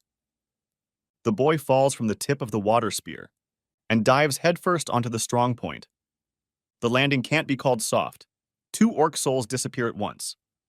After a sea voyage, 12 out of 30 possible souls remain in the possession. Pressed into the slab, Sunny sees 3 water claws aimed at him at once. At this point, the window announces that the overcoming of doubts has been proven. The 3rd test is completed. The 7th floor has been passed. The system gives the skill Wind's Grace of Class A and awards 15,000 points. The water claws immediately transform into waves, which douse the guy with water for the last time. The window informs that the speed boots of Class C+ will be in the inventory. Sunny doesn't understand the purpose of the suffering that is intended until the last second of the test. It's clear to the guy that he was on the verge of failure on the 7th floor. He thinks he was just lucky before. More than 1,000 participants have reached the 8th floor. The system is expanding. Now you can go back to the end. The floor implementation system and the skill store are also activated. As a cherry on the cake, the pioneer of all previous floors is offered to choose a halo that affects skills and a unique characteristic. The window politely asks to choose wisely. Previously, there were no tips from the system. Khan decides, so they emphasize the importance of the halo. The performance of the ruler's halo depends on the person. It is linked to a unique characteristic, increasing growth, combat, production, and support. The ruler's halo has the unique power of skill synthesis. Window considers it the most suitable for Sunny. Hunter's halo is easy to adapt to, improves skills and stats, and has a unique level-up power. The system sees him as a perfect fit for Sunny. Monk's aura affects tenacity and talent, becomes stronger over time. Has a unique power, Path of Practice, but the system does not recommend it. The guy dismisses the monk outright and ponders between the aura of a hunter and a ruler. Sunny Khan chooses the ruler's aura, which immediately starts the evolution of a unique characteristic. The system offers to choose a new skill. The summoner skill appears. You can use absorbed spirits to create powerful skeletons. The magic swordsman skill increases talent for magic and sword and improves the ability to acquire the corresponding skills by 3 times. The creator skill increases the talent for creating items, and the ability to acquire production skills is improved 3 times. Without thinking twice, Sunny adds the summoner attribute to the unique characteristic of necromancy. The window informs about modification of some skills, addition of detailed effects, and creation of skill synthesis ability. Synthesis of 2 skills creates 1 new one. Khan is sure that by combining the least useful skills, one can synthesize a worthwhile one. Sunny decides to try out the ability and chooses the skill Contempt for the weak and continue the battle, both F classes. The window informs about the completion of the synthesis of skills. The skill Forced Breakthrough Class D with 0% mastery has been created. It is possible to break through forms of restraint, such as skills and unique characteristics, if the user's magic is higher than the level of the restraint magic. Sunny was sure that 2 F-class skills would give a new C-class skill at best, but he got a D-class skill. The guy decides to repeat the experiment and chooses Ranger Training and Burn Resistance, both skills Class F. Creates the E-class skill, Strong Eye, which provides visibility in poor conditions and makes vision sharper. Not all is Shrovetide for the cat. Khan thinks that the skills were perfectly combined for the first time. Whereas the second time the pair chosen was not the most successful, therefore the class of the new skill is only one step higher than the original. Lying happily on his bed, Sunny wonders if he achieved everything himself, or if he was just lucky with a unique characteristic. Khan reads that the new skill Wind's Grace Class A increases all speeds by 10%. The effect is cumulative. After 7 uses, the cooldown is 24 hours. Sunny is absolutely thrilled at the opportunity to increase his speed 7-fold. Moreover, the skill does not require mana. From his inventory, the guy takes out Class C plus speed boots, which give +5 to movement speed and +3 to attack speed. Sunny really likes that all the rewards for completing the 7th floor are related to speed. In the skill shop, you can get increased visual acuity, enchanted weapons, mana barrier, magic chain, monster skin. They also sell instant acceleration, unwaveringness, and acceleration. The prices for the skills are sky high. Instant acceleration skill costs 8,000. Khan buys a D-class magic chain for 15,000 and magic resistance also D for 12,000. The magic resistance skill increases resistance to other people's magic, and the magic chain skill increases its effectiveness. Sunny didn't want to suffer from someone's unique characteristic like heart fusion anymore. The magic chain skill gathers the mana in the body into a chain, increasing its efficiency. The chains are engraved on the body. With new skills and shoes, Sunny feels an incredible lightness throughout her body.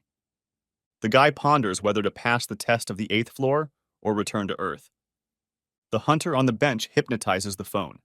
He posted an ad for recruitment to the emergency portal team in the Memorial Park. Tank and healer hunter of rank D and above are needed, but there are no applicants yet. 3 rude hunters approach, seeing that the one sitting on the bench cannot gather a team. Trinity offers to give them permission to enter the portal, because it will be cancelled if not used within the allotted time. The hunter looking for a team does not intend to give his pass to anyone. The trio chuckles, saying that a bunch of hunters have gathered in the park, but no one is rushing to join the team that the E-class hunter is assembling. Everyone around laughs at the waiting hunter. Here comes a specific question. Is recruitment still open for the team? It's Sunny Han who appears and asks if C rank is enough to join the team. The knight willingly accepts Khan under the astonished glances of those around him. One of the 3 brazenly puts his hand on Sunny's shoulder, as if to say, there's a line of people waiting, in case the guy doesn't understand. Khan offers the impudent guy to join Chad's team too if he is unhappy with something, and also demands to remove the hand from the shoulder before it is broken. The brazen hunter senses a powerful energy that a C-rank representative definitely cannot possess. The impudent man's friends believe that it is about the energy of the leader of their group, but he explains that it is not about him. In front of the representatives of the hunting association, he will tolerate Sunny's antics. Only when approaching his companions does he mutter that the guy was just lucky this time. Chad is mortified that everything goes wrong from the start. Sunny suggests that Hunter Chad Lee enter the portal immediately because it is unlikely that there will be any other people willing to join their team. Chad asks incredulously about the intention to enter with just the 2 of them. But nevertheless, he enters after Sunny. And then he is surprised at himself, as if he cannot believe the situation. To reassure his comrade, Khan assures him that most D-class monsters are within his power. Chad reminds Sunny that this is his first time in a dungeon. Sunny agrees, being sure that the Tower of Trials is akin to a dungeon. Lee asks not to be considered tactless in reminding us that the highest mortality rate is among C-rank hunters. E-rank hunters are more cautious, although weaker. Chad is very concerned about his partner's confidence in risking going in without a tank and healer. Very politely, Lee finds out that Sunny doesn't mind his leadership, since he has a lot of experience in dungeons. Then, with a bow, he thanks for understanding. Then a lizardman, a monster that wields various types of weapons, comes out to meet them. Chad is extremely annoyed by such an opponent, but then he announces his plan. Lee will distract the monster's attention and let Sunny attack on cue when the lizardman opens his back. But to Khan's surprise, the opponents stand there, simply making warlike sounds in turn, as if measuring their strength of spirit. The temporary return to Earth only gives 3 days, and Sunny is not about to waste them on a worthless creature. So he asks Chad to forgive him for interfering. Lee counters that Han will be in danger. But he doesn't have time to finish the sentence because Sunny, with instant acceleration, has already finished off the lizard man. Chad Lee can't believe his eyes. Sunny explains that he intervened because he is short on time. Chad does not object. Han also has a suggestion. Chad is ready to listen to everything. Khan intends to lead the squad, to which the lizardmen are already rushing. Khan's self-nomination is accepted unanimously. A crowd of lizardmen meets their death in a short time. A stunned Chad watches their systematic extermination with wide eyes. Lee believes he got to see a super rookie fight. This is the name given to talents that will shake up the entire hunting community in the future. From the hearts of slain lizardmen, Sunny extracts magical mana stones, which are valued in alchemy and metallurgy. He puts the stones in Chad's backpack, who apologizes that he is only fit to be the porter in their pair. Sunny slowly absorbs the souls of the slain lizardmen. Then he pretends to yawn in order to swallow all the souls at once. The D-class lizardman only increased his mastery by 0.7%. This rate of mastery increase is completely unacceptable. But luckily, the team finds themselves at a portal to the boss's lair, and this inspires Sunny. Chad Lee, on the other hand, is simply in a trance that the two of them got here together. He would have been happy to have mastered at least half of the dungeon. At this point, he has little doubt that his partner is capable of clearing the dungeon alone. Sunny politely asks if Chad is okay with his upcoming visit to the Lizard Man King's chambers.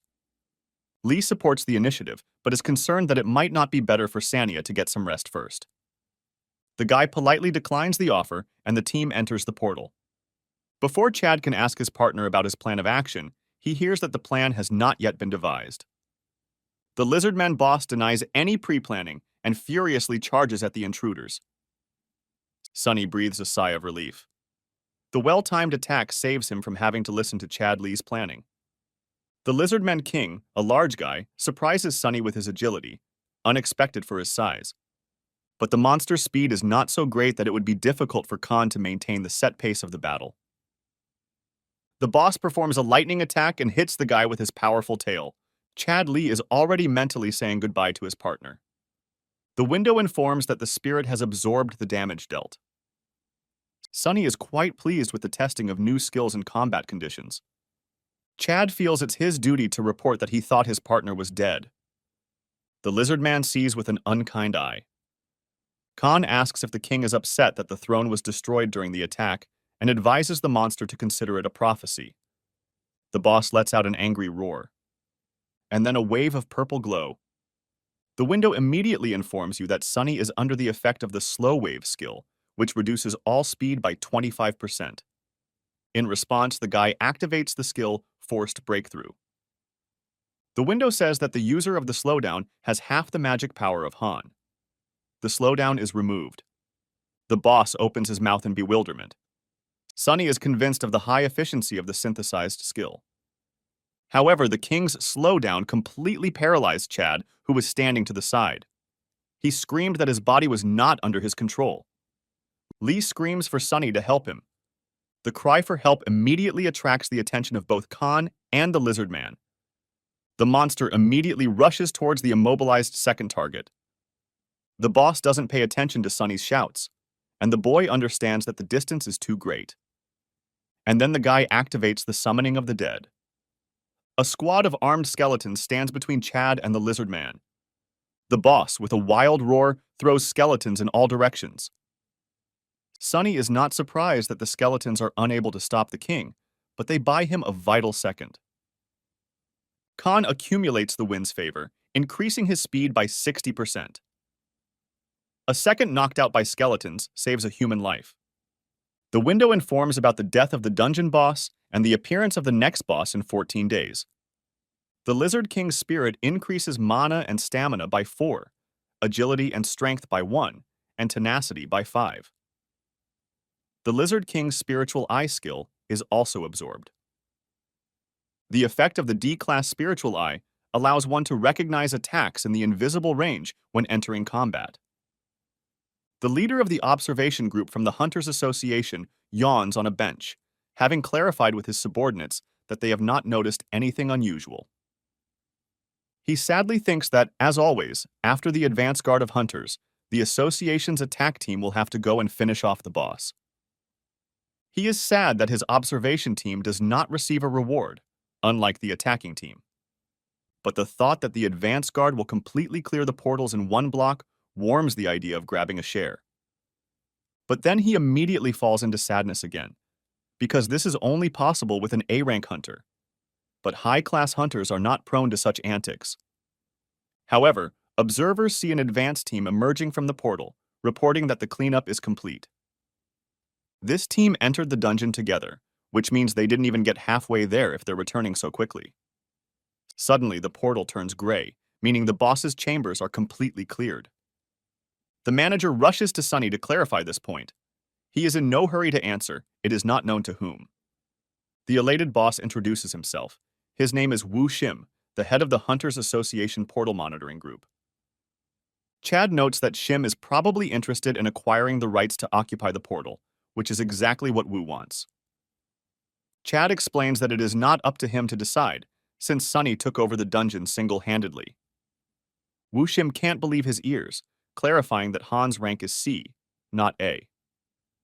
Sunny doesn't want to advertise his connection to the Trials Tower, so he just asks for a price. The portal control team offers more than 50 million, which suits everyone. Lika is turning over mountains of papers, which she constantly does after returning from the tower. The life-saving phone call gives the girl the opportunity to distract herself for a second. Moreover, she is interested in who is calling so late. When she looks at the screen, her eyebrows rise from surprise. As soon as the girl returned from the tower, she was appointed as the head of the control team for the applicants of the test tower, buried in papers. The leadership was extremely alarmed by the upcoming revolutionary trials. But Lika, who expected that the candidates would hide their identities, still did not think how difficult it would be to recruit them. She was able to recruit less than a dozen low-level candidates, which did not satisfy her superiors at all. But what Sunny does is a complete mystery to her. An amazingly strong challenger who single-handedly cleared the entire 4th floor. Lika regrets that she didn't offer him guild membership right away. And suddenly he asks for a meeting. Sunny can't get used to the cosmic sum for him for the rights to the portal with the lizard man. Sitting in a cafe waiting for Lika, he even thinks about buying his own house. But you don't have to wait long. You can tell by the girl's out of breath that she ran here. Lika reproaches the guy for not responding to her message for a long time. Sunny asks for forgiveness. Apparently he was in a hurry and didn't read it. The girl offers to treat her to coffee and cheesecake as a sign of reconciliation. Khan agrees. Over coffee, Lika finds out that Sunny intends to continue climbing the test tower, and he turned to her because he has a request. Khan wants to join some guilds so that during short returns from the tower, he can attack dungeons. But with conditions: refusal to appear at the guild when ordered, non-interference in matters concerning the tower, and the ability to use the dungeons at any time. After these conditions are announced, the pause drags on. Sunny wonders if he has gone too far. Laika considers the conditions impossible to fulfill, since the guild receives nothing in this case. But then the girl puts her palm on the guy's hand. Then she interlaces her fingers and rises from the table, completely confusing the guy. Lika invites Sunny to join her white guild. Then she will try to make Khan's conditions feasible. Sunny, on the roof of a moving bus, reflects on yesterday's productivity, a profitable sale, and joining the guild. True, in order to become a member of the White Guild, you need to complete one task. Laika emphasized that free use of the dungeons is a privilege. One must demonstrate one's abilities to the guild leadership. Sunny promised not to disappoint expectations and asked to prepare everything for the cleanup. So now, as a warm-up, he decides to run to the dungeon.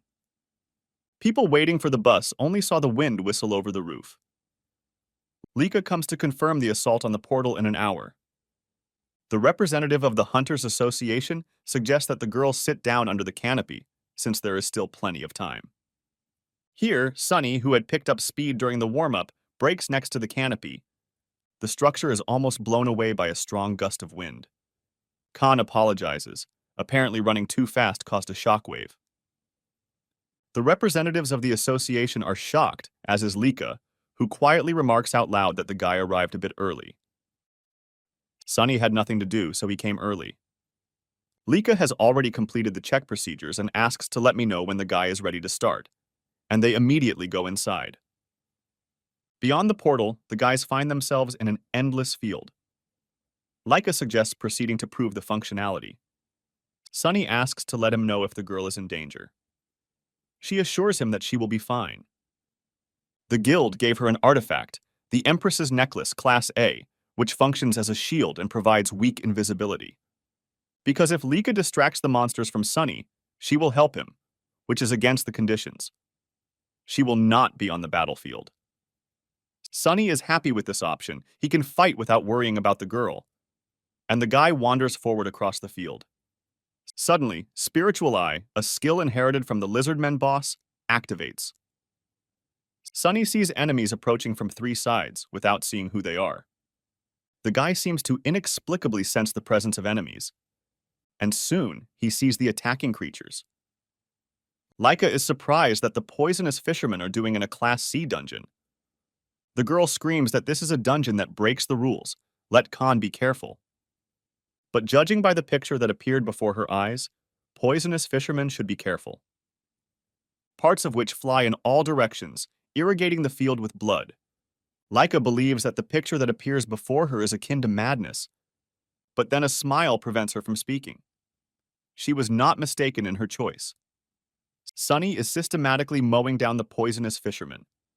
At some point, even a rare sword lightning effect is triggered, which the guy even began to forget about due to its rarity. Khan also exterminates fishermen by hand. With the same outcome for the monsters, no matter what touched them, the guy's hand or sword. Sunny waves his hand invitingly, inviting Lika to approach the portal to the boss's lair. The girl is in a state of constant surprise. It takes less than an hour to get to the portal to the boss alone, especially in a dungeon that violates the rules. Since the poisonous fisher is an extremely nasty creature, it is recommended to attack even one specimen in a group. But contrary to popular belief, Sunny scattered a bunch of creatures just playfully, without any effort at all. With delight, Lumka understands that this is far from the limit of Sunny Khan's growth. It is impossible to imagine his limit with such a start. The guy absorbs the spirits of fishermen to increase his stats. Endurance, strength, and agility +4, mana +6, tenacity +7. Sunny is confident that with such a stat boost, he will easily handle the boss. The guys enter the portal, where the situation is strange, but the monster itself is nowhere to be seen. They move forward, but Lika doesn't even feel the presence of the boss. Suddenly, they notice a glow from above, which comes from the king of fishermen. Sunny immediately understands that this is extremely dangerous. The guy grabs Lika in his arms and literally pulls her out from under the creature's nose. She, in amazement and mute fear, cannot utter a word. The enraged king is furious that both victims have slipped through his fingers and continues to emit a strange glow. Lika screams that the monster is behind. Sunny immediately leaps to a safe distance. Khan apologizes for forcing the girl to move without her prior consent, but he considered the boss too dangerous. Lika assures that on the contrary, she is now in debt to Sunny. In this case, the guy takes his leave in order to deal with the monster himself. Lika suggests buffing him to gain strength and checking the candidate's personal abilities later. But Sunny categorically refuses and simply steps into the air. The boy and the monster pause for a moment before the fight. Khan activates his instant acceleration and speed boots. The Poison Fisher King slams his paw into the ground like a bull. Sunny activates Wind's Grace for the 7th time, increasing all speed by 70%. The monster hesitates to attack. Delaying the process is not in the plans of the new member of the White Guild. So Sunny attacks the creature by activating 3 absolutes. The outcome of the fight was predetermined. Lika watches from above as the dungeon boss, Blue Flame Angler, is simply shredded to pieces in one attack. The girl is speechless. She thinks she's confused about who exactly is the monster, and Sunny suspects he chopped up the boss too finely. On the way back, Lika is surprised at how quickly Sunny cleared out the dungeon. The girl confirms that he passed the test with flying colors and can use the dungeons of the White Guild, which will not miss such a talent. Lika deviates from the topic and explains that in the Tower of Trials, the chosen difficulty level is not particularly important. Even if you choose a low difficulty level, those who have passed the tests will find the difficulty increasing as they move up the floors. Considering Sunny's impressive growth, his level is simply killer in the top 50 pioneers rankings. In this regard, Lika expresses hope that the guy will try to be more careful, because the girl would really like to be around longer and watch with her own eyes Sunny's amazing growth. The boy remembers these words while gnawing on an apple on the roof of the building, waiting to return to the tower. All 3 days he was spinning like a squirrel in a wheel, but his self-confidence grew, as did his stats. Here the window informs about returning in 5 minutes. Immediately upon returning, it is suggested that they begin testing the 8th floor. Sunny does not object. You have to choose between tactics, combat, and capturing the test's intersection point. The guy wants to increase the effectiveness of necromancy, so he chooses the intersection point fight. The window states that all personal challenges will be combat-focused, and that the intersection point cannot be changed once selected. The window indicates that the Pioneer Challenger will now have a private chat with an administrator who specializes in combat. The system announces the start of a consultation with the manager of the combat intersection point, Lord Steelblood. The guy is immediately transported to another location, to the world of Steelblood. All around there are only trees and swords stuck into the snow. Sunny activates the Eye of Truth, and the system reports that this space is created for the administrator. It is impossible to look here without her knowledge. The window immediately shows that the administrator is not happy with the attempt to inquire. This means that admins can communicate via direct messages. Suddenly, a flaming sword appears next to the guy, and the system reports that the admin tells him to stop messing around and go get the sword. Immediately, a strange flying sword rushes forward. Sunny follows the object. The guy finds himself in front of a completely ordinary house, above the door of which there is even a cozy lantern burning. As soon as Khan opens the door to enter, the window informs him that the administrator is looking at him. A red-eyed girl sits in a chair by the fireplace and greets the newcomer.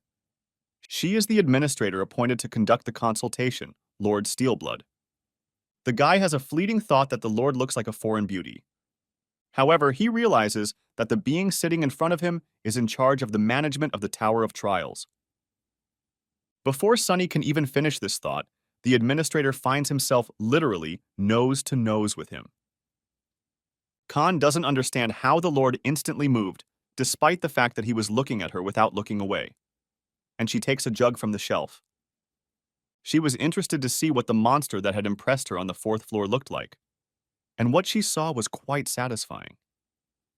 Sunny discovers that it is impossible to observe the tests below the 8th floor, so the Lord pouring herself a drink only knew about everything from the reports. The Lord notes that judging by the expression on his face, the boy clearly thought the administrators were gods or tower managers. But that's not the case.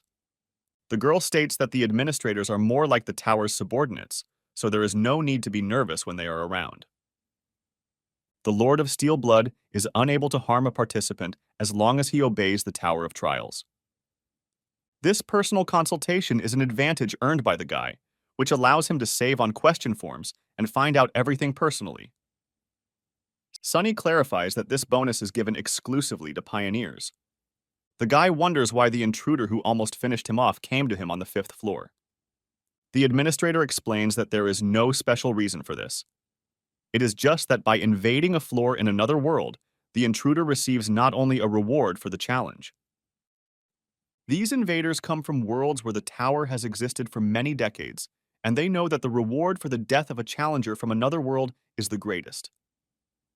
Invaders from other worlds know that the tower of this world, the earthly one, will eventually unite with the towers of other worlds. Starting from the 20th floor, the focus shifts to combined challenges, where participants from different worlds collide. In Sunny's opinion, this looks too much like an attempt to eliminate competitors with whom future clashes are inevitable. The guy wants to know what the Tower of Trials is. Lord Steelblood pauses. Then the administrator says that she herself would not mind knowing this answer. The guy can't believe that the administrator doesn't know the answer. But the Lord explains that the current administrators were the same participants as Sunny, but died after the 40th floor. Those who die after the 40th round are given the right to be reborn as administrators. Lord Ironblood climbed to see the top of the tower, but she couldn't, so she became an administrator. Sunny is disappointed to realize that the administrators are former participants and also know nothing about the summit. At these words, the Lord frowned. And a moment later, Sunny is pinned to the wall by her hand. The Lord hisses that it is not proper to speak of the summit in such a disparaging manner. The guy doesn't answer. The administrator asks what he is not afraid of and not surprised about. The Khan calmly explains that this consultation is his advantage, and he does not feel any hostility from the Lord at the moment. A second later, Sunny hooks his fingers into the wall and simply breaks a hole out. Khan has no intention of allowing harm to come to him so easily. The administrator's mouth drops open at this statement. This is the first time in her life that she has seen someone destroy the administrator's personal residence. But the Lord finds the guy's actions very convincing and offers the applicant Sunny Khan a patronage agreement. At this point, Sunny is transported to her waiting room, where an exclusive contractor shop immediately opens with prices in special glasses. The contractor is listed as Lord Ironblood, and the items for sale are strength, items, and skills. Khan realizes that the Lord was not a dream. He remembers how she extended her hand to him, in which the scroll appeared, saying that she did not intend to let go of the brave and talented applicant. As a special benefit, the Lord increases all of the guy's stats by 1. The last thing the guy heard was her words like, "It wasn't boring." There are 3 types of power in the shop on the first page: Steel Soul Class A+, Winter King D+, and Purity of Mind C. However, it is not possible to go to the next page of the exclusive store before the 10th floor. The power of the Steel Soul increases weapon mastery by 2.32 times, and all newly learned combat skills start with 10% mastery. Steel skill costs 6,500 special points.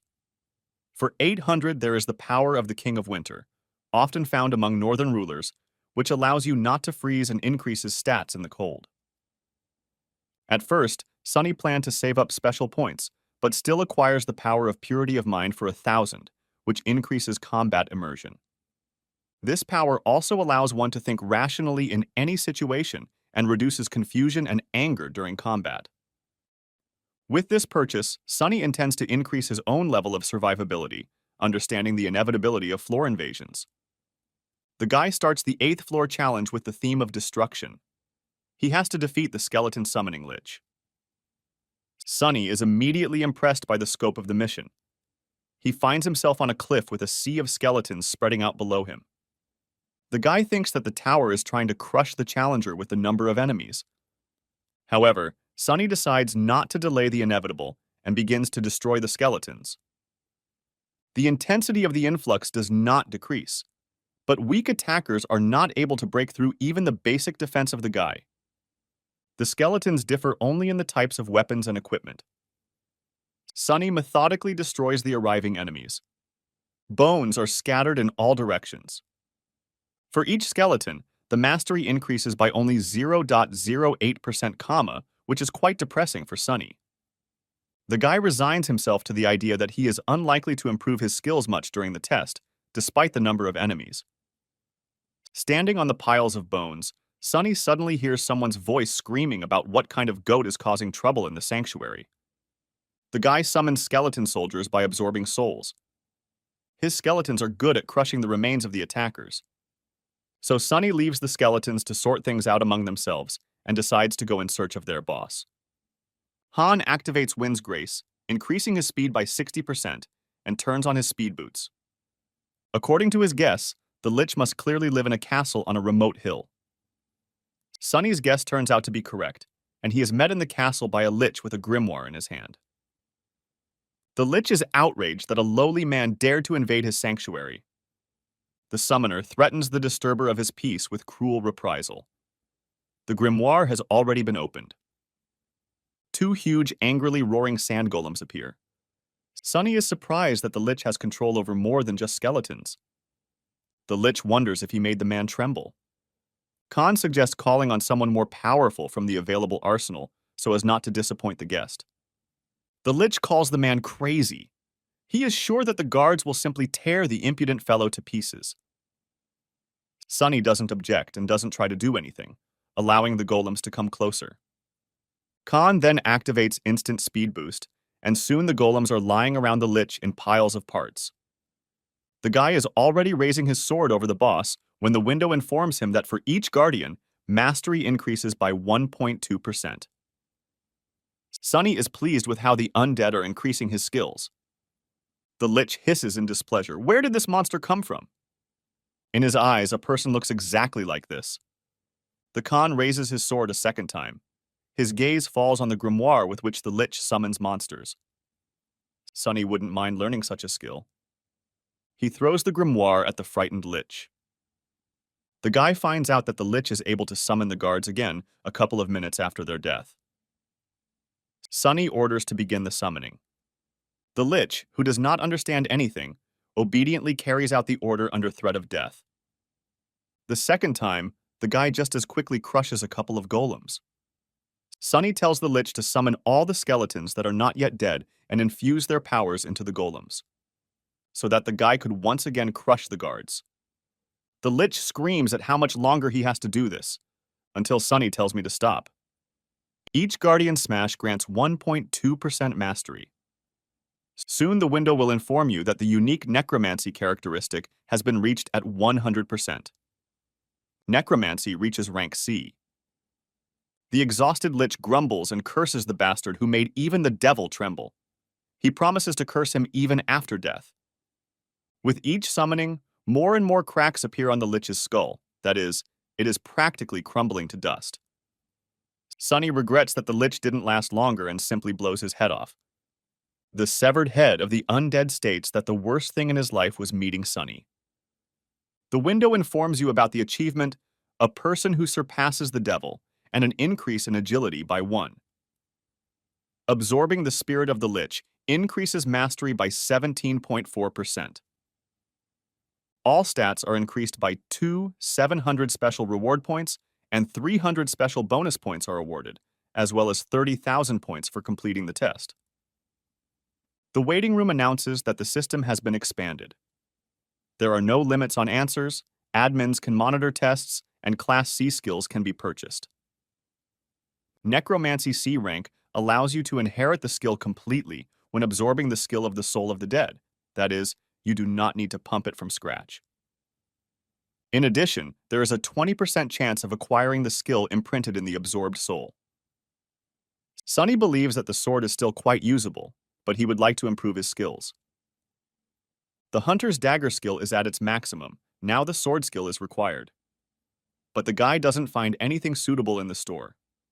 Therefore, he needs to create a new skill himself. For the basis, the guy buys Basic Fencing Class E for 25,000 points. This skill increases the basic skills of all types of fencing, and when using a sword, increases the cutting force by 1.5 times. To increase the rank of Hunter's Dagger, Sunny combines it with basic swordsmanship. The C-class skill, Demon Slayer, is synthesized. This hunting swordsmanship skill doubles attack speed when fighting non-humans. Sounds just perfect for fighting monsters. Skill fusion proves its worth once again. Sunny gets excited even though he understands the dangers and risks of gambling. Han synthesizes nature law resistance and accelerated regeneration of Class D. The result is Iron Blood regeneration of Class C. Then synthesizes C-class Iron Blood regeneration and D-class Pain tolerance. The result is B-class Ash Blood. Ashen blood is a racial trait for mutant vampires. Now, recovery increases proportionally to tenacity. Regeneration from physical damage is accelerated 3 times, and up to 40% of pain sensations are blocked. Sunny is eager to test the skill, but the room heals everything on its own. So for 100 points, he temporarily disables the room's healing effect. The spiritual shield does not activate because all souls have been absorbed. And the guy, without hesitation, chops off his own hand with a backhand. A new hand appears in a golden glow. Now, even outside the waiting room, Han is effectively under constant healing. There is no need for an iron shield, but the guy got used to this accessory and decides to use it until the shield breaks for the second time. Sunny looks into the general chat, but finds nothing interesting there. A portal opens to the 9th floor with the theme of the Fight Challenge, which takes 1 day to complete. You must destroy all the monsters in the arena. The system immediately warns about the introduction of a candidate from the world of Murim who stole the test target. The gray-haired old man, standing on a pedestal made of the carcasses of slain monsters, introduces himself as the commander of the Murim Union, Sol. The goal of the test is declared by the system to be the assassination of Sol from the world of Murim, who calmly asks the name of the opponent. Sunny is not clear why the enemy needs his name. He explains that he announced his name and position according to the etiquette of fencers. Khan sees no point in introducing himself, since the grandpa's invasion of his floor was not at all with good intentions. Sunny is simply in shock. Either all the invaders are completely crazy, or this is just his personal bad luck. Grandpa resigns himself to the boy's anonymity, and unexpectedly briskly for his appearance, he rushes into the attack. Sunny activates the Grace of the Wind, increasing all speed by 30%, lightning fast reflecting the omnipresent blades. Sol is surprised to meet such an experienced warrior in the Earth dimension. The Murim commander apologizes for looking down on the boy. Han demands that he stop being so hypocritical. After all, Sol has come to kill him and steal the reward, so his feigned politeness is simply pointless. The old man believes that they cannot understand each other, since they are from different worlds. With these words, he raises his shining sword. Sol raises his weapon with a memorial phrase for the nameless swordsman. Sunny is immediately enveloped in a thick purple haze. The window explains that the unique characteristic sword light blinded him for 5 seconds. The guy finds himself in pitch darkness on all sides. The skill, Resistance to Magic, is immediately activated, and the duration of blindness is reduced to 2.5 seconds. Sunny activates the Spiritual Eye skill and realizes that a sword is flying towards him. The guy manages to dodge, and the sword only slightly cuts the skin. The window informs about receiving the achievement, Avoiding Blindness, and +2 to Dexterity. The sword light effect ends, and the grandpa invader looks clearly surprised. The Ash Blood skill activates, the cut on his neck immediately heals, and Sunny realizes that his throat was almost cut. Sol doesn't understand how the enemy calculated the trajectory of his sword. Instead of answering, Han turns on instant acceleration, activating the Grace of the Wind, increasing all speed by 50%. Sunny charges in. The swords clash tip to tip in a shower of light. The guy decides to kick the old man, which Sol immediately tries to cut off. Sunny tries to kick away his opponent's sword. The elderly intruder complains about the use of strange techniques. The guy is puzzled that their characteristics are almost at the same level. But this thought does not stop him from continuing the fight. The Murimian invader reports that from now on he will act seriously, and again turns on his unique characteristic sword light. The window informs about blindness for 5 seconds. Magic resistance reduces the duration of blindness by half, and Khan immediately activates Spiritual Eye. Sunny feels the enemy's punches increase in speed, one of which is inexorably approaching. The exclusive effect of the wrought iron pendant absorbs 10% of physical damage. The shield shatters into pieces, and the pain-resistant skill is immediately activated. This means that the blow was so strong that steel protection was simply not enough. The eclipse effect ends. Sunny jumps away from his opponent, but the invader manages to reach his shieldless hand with his glowing blade. The feeling is not pleasant. Accelerated regeneration saves the situation. The restless grandfather says that he initially mistook his opponent for a good martial arts master, but now he realized that all his techniques were borrowed. In response, Sunny states that the unique blinding characteristic of the invader is also an ability that the tower has endowed. The boy activates the Grace of the Wind for the 7th time, increasing his speed by 70%. He wonders how you can criticize others for something you use yourself. Soul starts to talk about how swordsmen shouldn't rely on borrowed abilities. Sunny is already attacking. Instead of finishing his hypocritical tirade, the intruder receives a blow to the head. Han wonders if Soul is okay with dying due to using the borrowed ability. The tip of Sunny's sword rests on the enemy's forehead. Saul has used the floor invasion dozens of times and has struck down opponents from many worlds with his sword. But in the earthly world, the opponents are so weak that this dimension is called a jar of honey. Never before had an Earth challenger touched a hair of Soul's head. He always won with the first use of blindness. The invader was completely confident that history would repeat itself once again without any changes. But the situation turned out to be completely different. Grandpa attacks back and immediately jumps to the side. The attack does not have the expected effect because Sunny's accelerated regeneration is activated, which his opponent from the world of Murim does not possess. 4 windows pop up with the admin's reactions. The Beast of the North predicts Sunny's defeat. The hero of the Black Isles praises Khan's skill. The Lord of the Late Night is interested, and the White Crane Sword admires the guy. Soul grits his teeth. Grandfather activates Nymph Walk, increasing his speed almost 3 times, and Lightning Key Sword, filling the sword with lightning energy. Adds to this 1 strike, doubling the sword's cutting power on the next attack, and doubles the attack speed of 1 strike, 2 skins. Sunny comments with a smile that the invader recently criticized all techniques. Suddenly, the system notifies about a floor invasion penalty. All of Soul's stats are reduced by 8. In addition, the skills Lightning Key Sword and 1 strike 2 skins are forcibly deactivated. But Grandpa turns on Sword Light. The guy already habitually reacts to the intruder's template attack by activating the Spiritual Eye. The fierce old man threatens to gut the guy and rushes to attack. Sunny activates 3 absolutes at these words, empowering his next 3 attacks with the skill. He reflects the blow of the elderly soul. Fortunately, the eclipse effect is also ending. This duel is far from an easy fight for both opponents.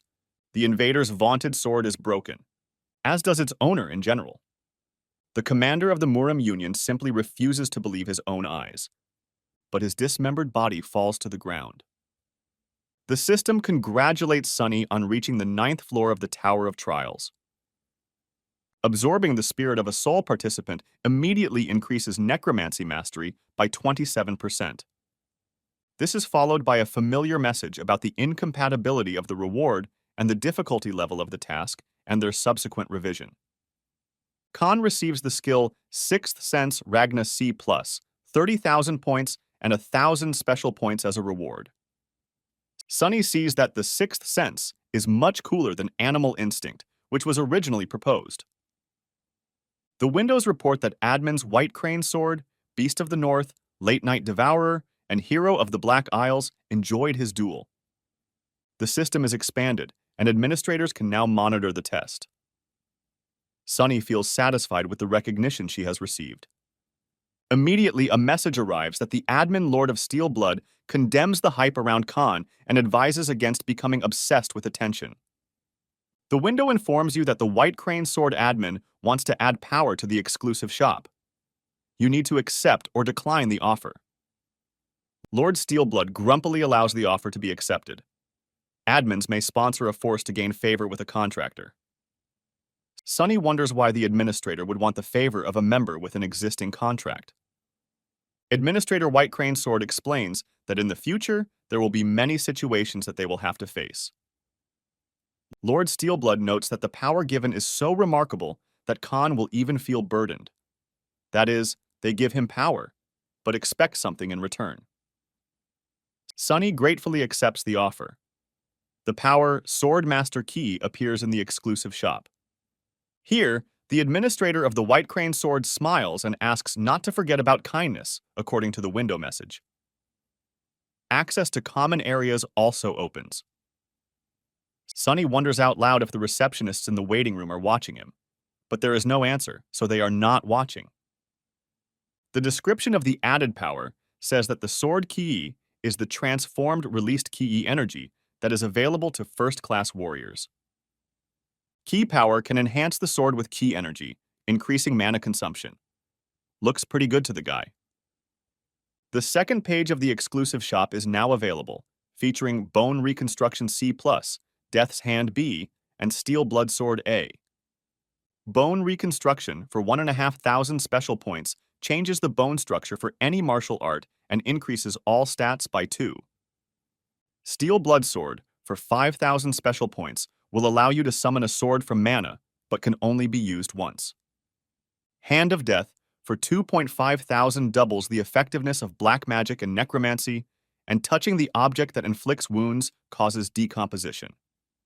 But the guy only has 2,000 special points, so he buys the power of a Kiwi Swordmaster for 1.5.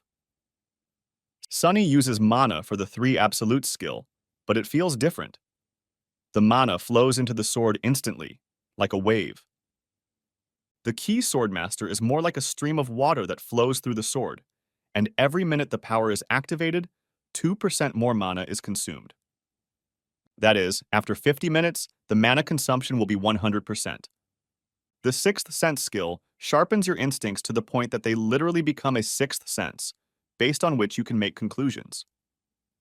Sunny enters the 10th floor community. From the usual chaos, it can be seen that the common areas are a place where people from different countries meet. Moreover, foreign languages are automatically translated. Someone saw a S-rank hunter from Japan in the common area. Someone writes that in the common area, a foreigner offered to exchange power with its administrator. Sunny decides to go on reconnaissance in the common area himself, since he can not only look at the other participants, but also exchange powers. At the same time, a guy who used the question form to find out about this place and a girl in a nun's robe move into the common area. The 2 new arrivals are watched from the undergrowth. The gang hiding in the bushes knows that the newcomer is a rank A hunter from Korea. The leader of the trio was always worried about the not-so-good behavior of this powerful hunter. But outside the general area, killing is not prohibited. Unsuspecting hunters walk along the road. Suddenly, the boy falls to his knees. The weakening light has depleted his mana. Territory restriction reduced all stats by 20 and Eye of Terror paralyzed. The stunned hunter wonders what kind of chaos these strangers are committing. Then a nun comes up and demands that they stop. Otherwise, she will report the trio's hooliganism to the community. The ringleader of the group promises to think about the request if in return the girl undresses. If she gets completely naked, one of them will be left alive.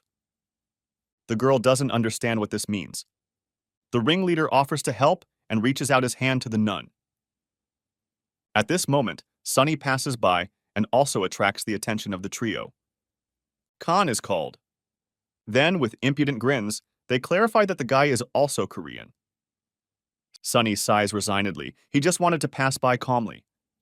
The gang uses their unique characteristics on the guy, which knocked out the first hunter. However, they attacked the wrong person. Khan activates Forced Breakthrough and Magic Resistance, removing all effects and restrictions. The guy takes a sword out of his inventory. Sunny declares that he wasn't the one who started it and turns on instant acceleration. The guy deals with two troublemakers instantly and manages to put up an ice shield for the third one. Without further ado, Sunny hits the shield with his fist at full speed. The immobilized hunter and the nun simply open their mouths. The chief troublemaker lands on his butt, seeing his ice shield crack at the seams. Sunny hits the shield with his fist again for good measure, and it shatters into pieces. The leader of the troublemakers, having suddenly lost all his arrogance, shouts that he was wrong and asks for mercy. But Khan's sword doesn't let him finish. Sunny absorbs the souls of the slain, increasing her necromancy mastery by 6.4%. The fight did not take long. The nun asks for forgiveness, but the duel ended before she could think to intervene and help. Khan assures that everything is fine. The girl thanks him and leaves. The rescued hunter clarifies that Sunny can be called a rancor and thanks him for saving him. The guy assures that everything is fine. In fact, he killed those who tried to kill him and saved passersby along the way. Sunny turns to leave, but the boy calls out to him. He asks to leave the corpses of troublemakers for him. In gratitude for saving and for the corpses, he promises to provide power. The boy points his palm towards the dead bodies. A glowing opening opens on the palm, like a portal. Bodies disappear into this portal quickly and without a trace. Sunny watches what is happening, believing that this is also some kind of force. The boy, or rather his administrator Gormand, adds the power of steel wings to the exclusive store. This power will allow you to create wings and levitate on them. Sunny thanks. Admin Sword of the White Crane asks not to bother the participant he noticed. Admin Gourmet is outraged by the degree of non-compliance with business ethics. Admin Lord of Steel Blood is not at all pleased with the fact that they are hanging around his contractor. Admin Black Devil watches the squabble with pleasure. Based on the commotion, Sunny concludes that the administrators definitely want something from the participants. But don't worry, everything has its time. The rescued hunter tells us on the way that the common area consists of a gaming area, an auction, and an arena. He also knows that in addition to Earth, 3 worlds are participating in the floor implementation: Murim, Kalian, and Ares. Ares' dimension is all about chivalry. Murim is similar to Earth, but more aggressive. Sunny realizes that the first invader was from Ares, the second, as we know from Murim. The dimension of Kalian is home to beastmen, fairies, and elves. For an educational conversation, the children come to the common area. The young man asks to contact him at any time and hands Khan his business card. He is the head of the team that monitors applicants from the Hunters Association. The window informs that after entering the common area, all anomalies are removed, plus battles between participants are impossible. The boy hurries to the auction area, while Sunny intends to visit the arena. Khan sees the participants sitting in chairs. Some people get nervous, standing in front of the screens, as if they were at a betting shop, commenting on what is happening. At first glance, the arena reminds Sunny of an ordinary gambling house. Admin Black Devil is reminded of the past. Admin Lord Steelblood hatefully declares that arenas are the same everywhere. Admin White Crane Sword is worried that the arena is getting hot. Sunny guesses that she should sit in one of the empty chairs. As soon as Khan takes the chair, a window informs about the activation of the arena system and offers a choice between a duel and bets. The window explains that when choosing a bet, you can put points on the duel of other participants. Depending on the result, points can be lost or gained. When choosing a duel, you can fight other participants for a reward, power, skill, or item. Duels are only held if the reward level is the same. When confirming a duel, participants see each other's names and ratings. When a duel is confirmed, the opponents are transported to the Colosseum to fight. When one of the participants surrenders, the duel ends. Visitors are gushing over the famous American huntress Catherine, who is called the Witch of Hellfire. Many are seeing her in person for the first time. Catherine laments that no one sends her a request for a duel, apparently because she has 17 wins and 0 losses. The window tells her that the administrator, the Fire Lord, laughingly considers this nonsense. Katrin comes to the conclusion that there are only cowards around. It is time to leave. But suddenly, a request for a duel comes from Sunny Han from Korea, who is ranked 3rd. He has not yet participated in arena battles. The girl confirms her consent to the duel. The opponents are transported to the Colosseum for battle. Katrin praises the boy's fighting spirit, but advises him to watch his opponent first. Khan says nothing. The system announces the start of the fight between Catherine Bennett and Sunny Khan. The girl asks to consider the upcoming duel a good experience. She activates the power of Birth of Fire. A pillar of flame shoots out from her hands towards Sunny. Katrina threatens her rival with swift reprisals. Han activates the power of Sword Master Ki. The flames are cut by his sword like paper. Sunny doesn't let up. Katrina is very surprised and does not hide it. She never expected her fire to go out so quickly. The American's confident, superior smile fades. Sunny kindly promises to give the girl a good experience during this duel. An idyllic bamboo grove raises its slender trunks to the sky. A well-kept courtyard with a fountain invites you to calm contemplation. The aromatic tea is slowly sipped, the perfect drink for the process of contemplation. The progress of the first duel between challenger Sunny Khan. The White Crane Sword Administrator didn't expect that the boy would already master the released Ki energy. She is extremely pleased that she sponsored this excellent force, and from now on, she intends to gain Khan's favor before all the administrators. Because there is a chance that Sunny will be the one to fulfill her long-time dream, which she was unable to achieve. The duel continues. Columns of fire are approaching the guy from 3 sides. The guy activates instant acceleration and takes off. But the fiery pillars follow their target with the tenacity of hounds. Sunny cuts through fire on the fly. While the guy clears the space in front of him, the fire insidiously creeps up from behind and instantly devours the hem of his cloak. The guy is seriously upset by this turn of events. Catherine is already ready to launch a new batch of fireballs. The girl is curious how long the enemy can hold out. Admin Lord of Iron Blood examines the flames close up. Admin White Crane Sword hopes for Khan. Admin Black Devil laughs, looking at the power of the fire element. The power of Ki Swordmaster was activated 4 minutes ago, and mana consumption increased by 8%. Dragging out the fight was simply not profitable.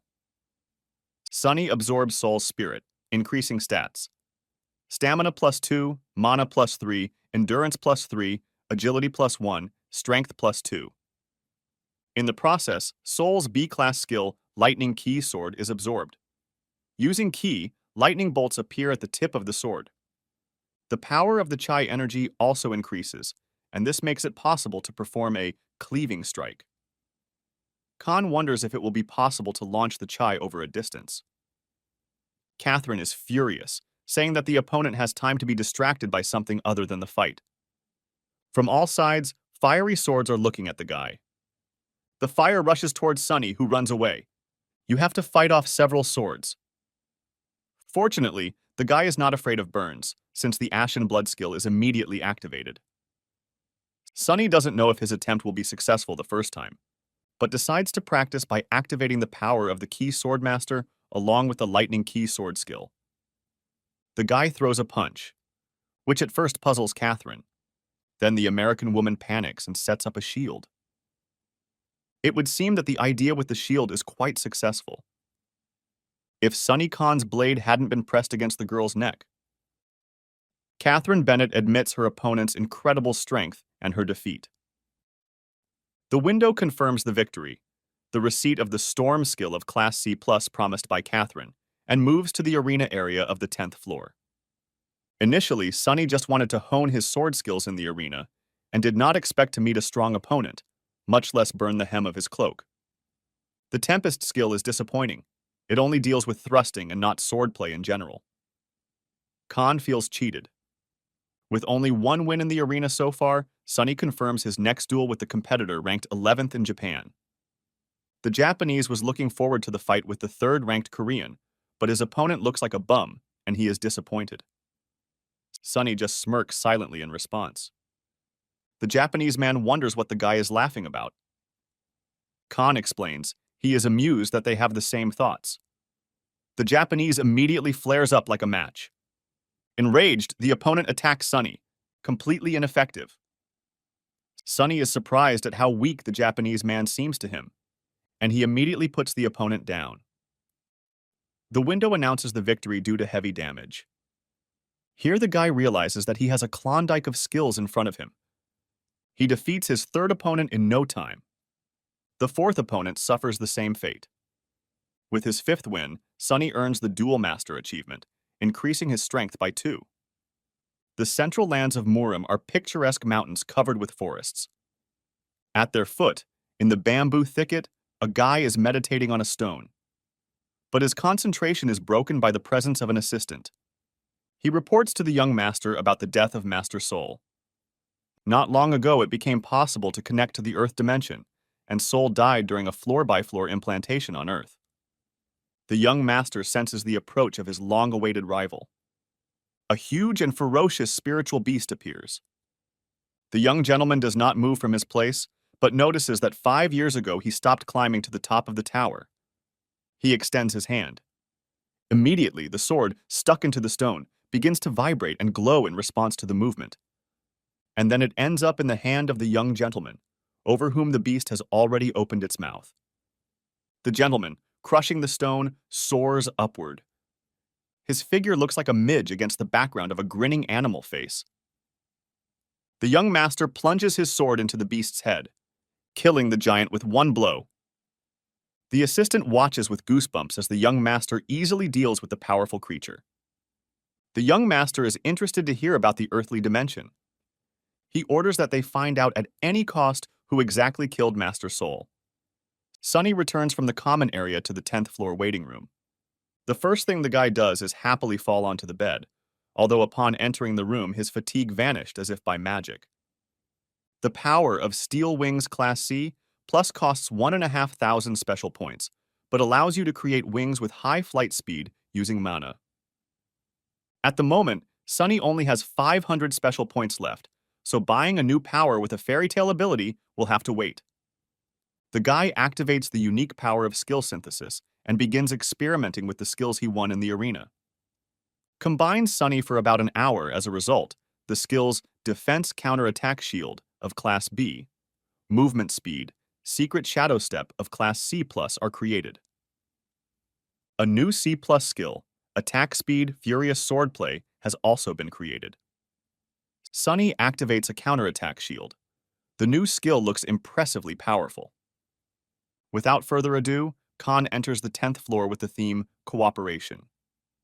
3 hours are given to prevent the darkness-devouring lord from rising again. Team challenge, first place in the Korean server rankings, Sam Kim. Second place, Chong Lee. Third place, Hunter. And with 6th place goes to Sudi Ganyu, who, as Sunny remembers, is stirring up trouble in the general chat. Once all 4 team members have assembled, a 30-minute grace period begins. Sam is indignant that the combined tests are already boring. Chan is clearly familiar with him in earthly life. The guy with the strange nickname points his finger at Khan, accusing him of meeting him on the 4th floor. Sunny can't understand what all this is about. Sam wonders if the hunters crossed paths during the test, because from Sudi's reaction, it was an unpleasant encounter. Sudi Ganyu agrees with Sam and begins to tremble. He states that Sunny is one of those who grows by getting achievements for killing. John, under the nickname Sudi Ganyu, constantly deceives those around him. His favorite survival tactic is to stir up conflict, turning everyone against each other so he can take the prize himself. This is a tactic John uses constantly, both in the earthly world and in the Tower of Trials. Admin Lion Clown often laughs at his contractor's deceptions. John can tell from Sunny's expression that he is confused and decides to add more fuel to the fire. Sudi Ganyu claims that the guy brutally killed members of his own team. Sunny calmly asks what kind of nonsense the blonde guy is talking about. Sam takes his hammer out of his inventory.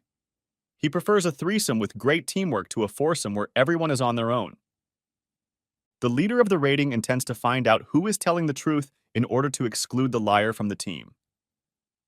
Sunny figures that the worst-case scenario would be to have to fight 3 participants at once. Jong calls for everyone to calm down and reminds them that Sudi Ganyu met the hunter on the 4th floor, and the nickname system originated from the 5th floor. Therefore, the prosecutor must know the hunter's real name. If Sudi Ganyu names it, everything will become clear at once. John, fully confident that it is impossible to confirm his name here, shouts out the name Matt Hall. Chan asks if there is anything to say to Matt Hall. Sunny declares that this is not funny at all and takes out his hunting license from his bosom, which he accidentally forgot to take off at home. Sudi Ganyu visibly tenses up at the sight of the official document. Sam, hammer in hand, declares that it is now clear who should be excluded from the team. Admin Lion Clown clicks his tongue at the contractor's clumsiness. Admin Argument Expert laughs at John's conversational skills. Admin Darkwatcher snorts at the results. Admin Liefinder rejoices at John's stupidity, who realizes that he has fallen into his own trap. Sunny apologizes, but intends to settle the matter on his own. Because at the moment, the guy is just furious. Sam doesn't mind. John is surprised by the hunter's stupidity. If he is killed, there is a chance to survive himself, although the team looks at him with disgust. Khan suggests that John should be held accountable for the stupid things he said. But the blonde boy objects that he has no idea about responsibility. Sudi Ganyu cares only about his own survival, because it's not just the hunter who has power. Sunny feels his legs wrapped in the stems of the swamp spirit. The guy activates magic resistance, and the stems are completely destroyed. The freed Khan attacks. John is annoyed that the enemy has a magic resistance skill. The guy's attack is met by Sudi Ganyu's shield. Sam suggests that Young move away, but Lee likes to watch the battle up close, so he can better feel the struggle of the opponents. However, Sam is not inclined to listen to and tolerate his friend's whims, because he believes that caution is not superfluous. John screams for Sunny to die, and launches glowing discs towards Khan. The guy avoids contact with these things, and he rushes to the blonde guy to give him a good beating. But John chuckles maliciously, saying that the hunter becomes the prey. The glowing discs previously launched by the enemy have become spheres and are rushing towards Sunny in a swarm. They catch up with the guy. John chuckles happily that there was no need to pretend to be a tough fighter. But then his mood changes dramatically, because Sunny activates a counterattack shield that absorbs a quarter of the damage and is then able to release it. The guy asks the blonde guy not to be surprised, saying that everything is still ahead. John doesn't understand what the hell is going on, how his technique is so easily blocked. Sunny goes on the attack again. The blonde guy guesses that things smell like kerosene. Rocks fall on the guy, which doesn't really slow him down. Watching Sunny cut through rocks with his sword, Jong asks if Sam knows who this hunter is. Sam doesn't know of such a thing among high-ranking hunters. Jong thinks the hunter could just be an ordinary person. Sam agrees that unless the guy is a high-ranking hunter, becoming that strong is no easy task. And, in Sam's opinion, the strangest thing is that at the moment, Sunny Khan is not fighting the enemy at full strength. Sam suspects that the hunter's level is comparable to his own. Chan notes that Hunter is only ranked 3rd. Sam believes that if Han was getting weaker teams in the combined challenges, the tower may have simply underestimated him. Sunny knocks the grimoire out of Sudigan's hand. He screams at the top of his lungs throughout the entire 10th floor. The liar kneels before the hunter. Sam is surprised that the guy didn't kill the enemy right away, but overwhelms him with superiority as if it costs him nothing. Suni Ganyu begs the hunter not to kill him, as the test is designed for 4 team members.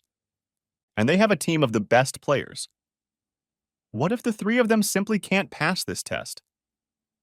Sunny turns to the rest of the team to get their opinion.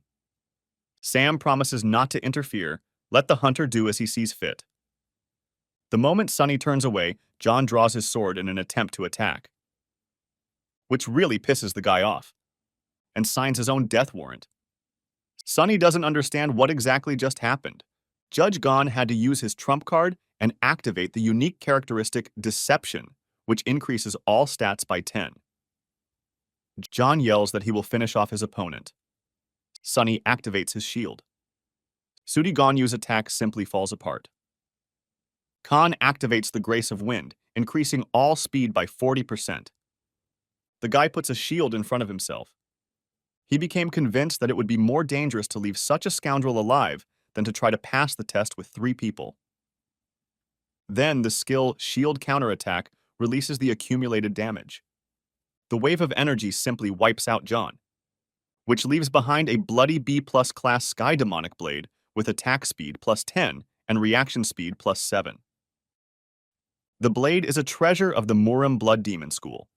The Chi energy in the blood envelops its blade, making the sword one with the mana in the owner's veins. The old class A Tailcoat of the Vampire Count Kalian is also undamaged, with movement speed +8 and mana regeneration +12.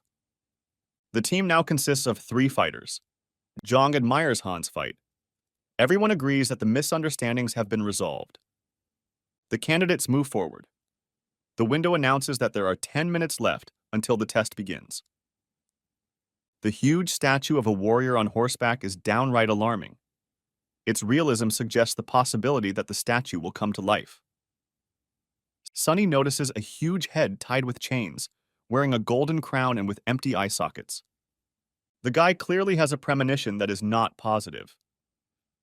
The team arrives at the central square, where there is a throne on which sits a huge headless statue. There are 3 more statues of warriors in chains in the square, which gives Sunny a bad feeling. The darkness-devouring lord appears to be the headless statue. The window warns of the beginning of the test and the appearance of a squad of dark guards. At the same moment, the chains fly off the giant statues, and the huge warriors, the guards, are torn from their places. Living statues rush towards the team from all sides. Sam would have been happy to stretch his legs. Sunny notices that the guards are dragging a head on chains. And the most important thing is to not let them get close to the boss with this head. Sam assigns each squad member to take on 1 guard. The team is faced with 3 specific goals. Sunny plans to deal with him in 1 attack using his Chai sword. But the guard manages to strike first, which Khan successfully parries. The statue uses Chi energy. Sam also gets a tough opponent. One of the revived guards tries to break through to the Lord to put his head on him. The attempt is successfully thwarted by Sam, who understands that each of the guards is at the level of a boss. Sam urges the team to keep their eyes open. Chan's voice counters that it was Sam himself who managed to let his guard down. Chan himself is shown wearing an invisibility hat, which he does not like to wear, believing that hats do not suit him. Chong draws his bowstring and declares that the guard will pay with his life for forcing him to wear the hat. However, the enemy is not defeated and continues to approach. Chan admits that melee combat is most effective against wizards, but this only applies to regular wizards. Sunny admits that he has only faced weak opponents before, but the sight of his team members is simply inspiring. The main thing is not to fail in comparison to them. The guy uses force and throws boulders at the guard. Sunny activates Wind's Grace, increasing all speed by 50%, and runs behind the guardian's leg as he smashes rocks. This activates the skill Secret Shadow Walk, increasing strength by 3. This skill is triggered by stepping on the enemy's shadow. To attack, Han activates Frantic Swordplay and Key Swordmaster. During the attack, the chain holding the Overlord's head is broken, and the head itself is damaged. Sam uses Depth Charge on an enemy. At the same time, the head on the chains of his guard also suffers. Chan attacks his target with lightning speed. The wizard soars upward and strikes the enemy. The third guard's head on chains is also broken. With their heads chained off, the 3 guards simply run away in the opposite direction. The team decides to leave the square and rushes after the guards. Suddenly, Sunny hears a new sound. Hearing this, the guards kneel. This is the largest and most terrible statue that was near the entrance, rushing without touching the ground. The horse is practically at the foot of the Lord's throne. Sam rushes after them with a hammer at the ready. Sunny realizes that it is too late to run after the rider, and he pushes off from the saddle, hoping to place his head on the Lord's shoulders in a giant leap. The guy swings his arm to strike, into which he puts all his despair and hope. The statue is almost complete with the missing element. But then the stone head is hit by a blast of Kiwi energy from the guy. The stunned rider stands empty-handed, and the crown of the statue falls dramatically at his feet. The rider lets out an inhuman cry of hatred. Chan squeals like, "How cool!" Han watches the rider warily.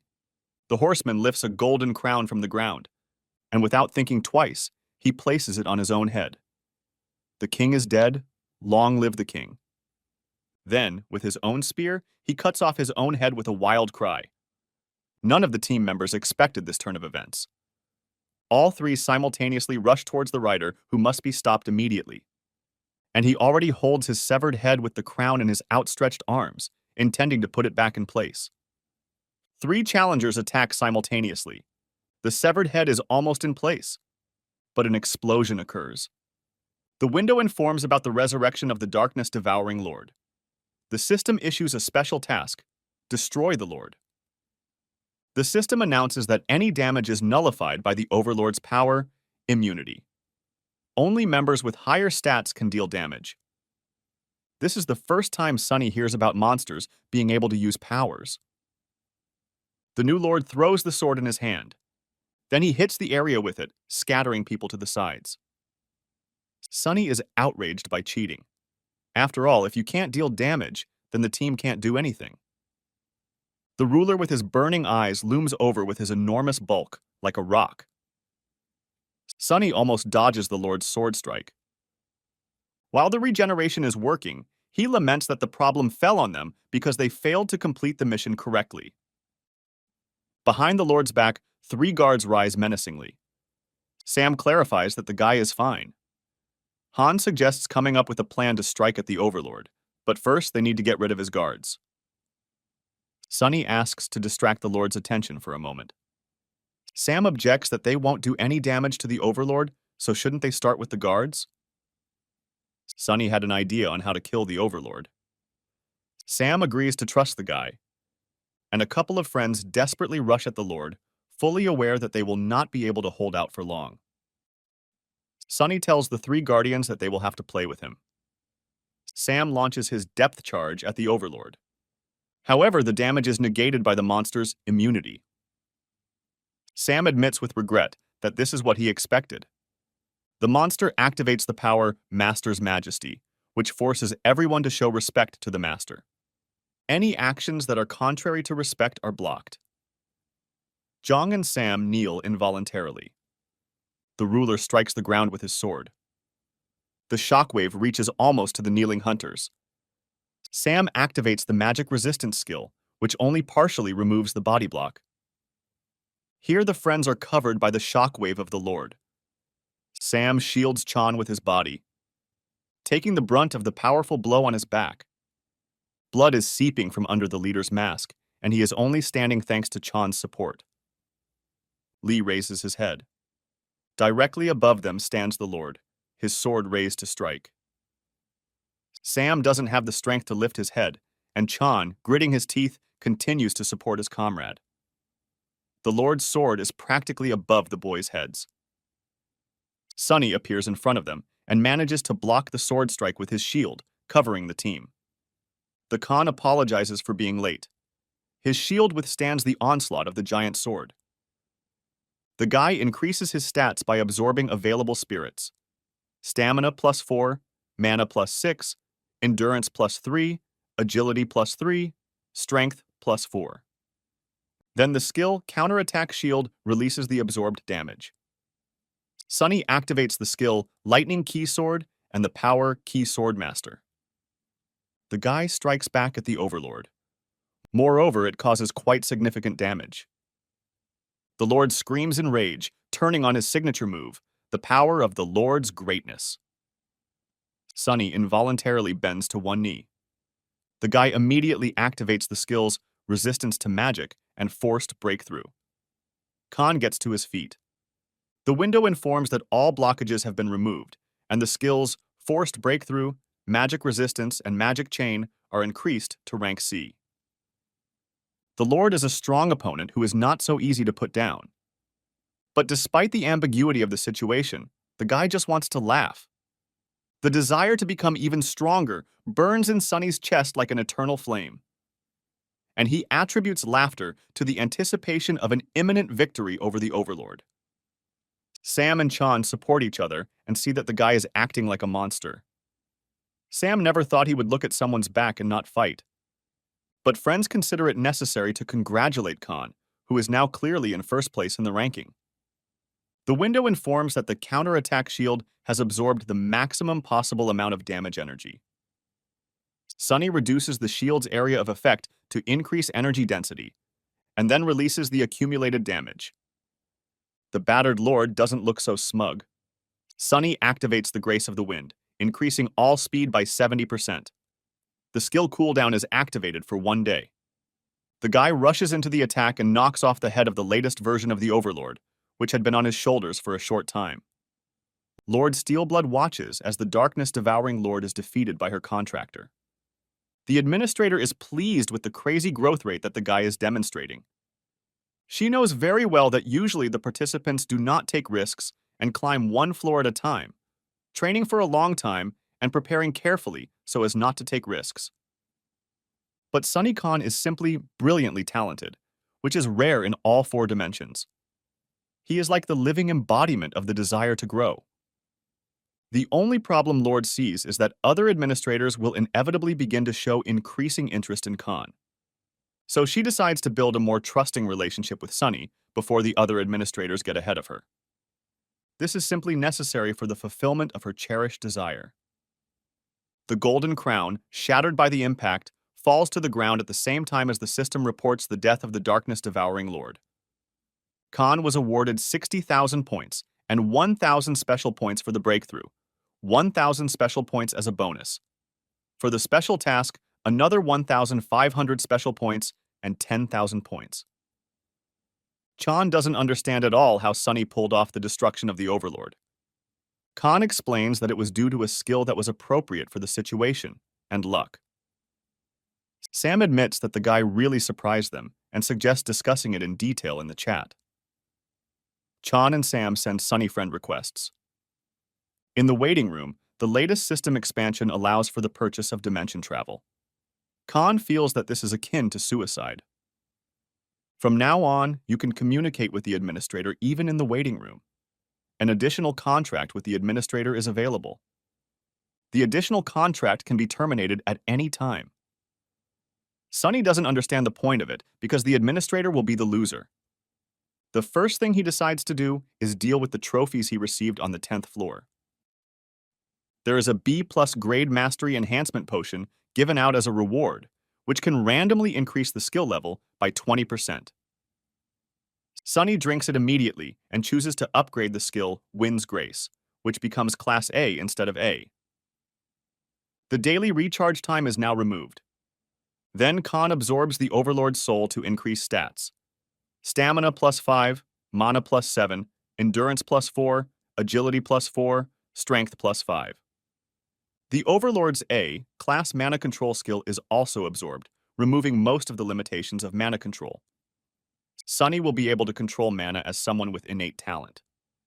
Here, invitations to visit the domains of the administrators of the Lord of Steelblood and the Sword of the White Crane come to him at the same time.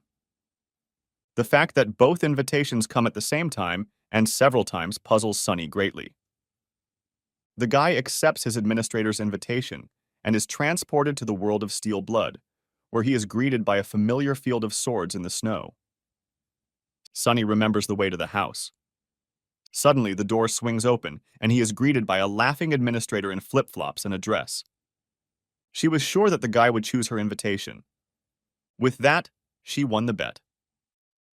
And Sunny wondered why the invitations kept coming at the same time.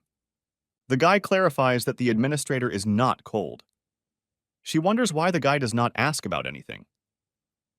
Sunny asks to tell about the skill Mana Management. Admin is glad. It is a strong skill. The Lord explains that this skill maximizes the magical power in the boy's body. Khan immediately decides to try out the acquisition. The A-class magic control skill is immediately activated and affects the magic circuit in the boy's body. As a result, the skill Magic Chain D is forcibly increased, and Sunny feels like all his physical criteria are improving several times over. He immediately decides to find out experimentally and pounds the ground with all his might. Swords and snow fly in all directions, and also the shockwave of air, which tears off everything that was weakly held, opening up an unlimited view. At home, over a cup of tea and some snacks, Lord notices that Sunny doesn't look like the type of guy who likes jokes like that. The guy chokes on his tea and explains that it was an unforeseen misunderstanding. The admin giggles and advises to periodically try to activate skills that use mana through mana management. This skill will stimulate the growth of all skills that consume mana.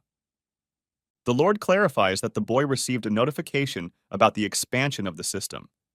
That is why Sunny did not come here through the tower.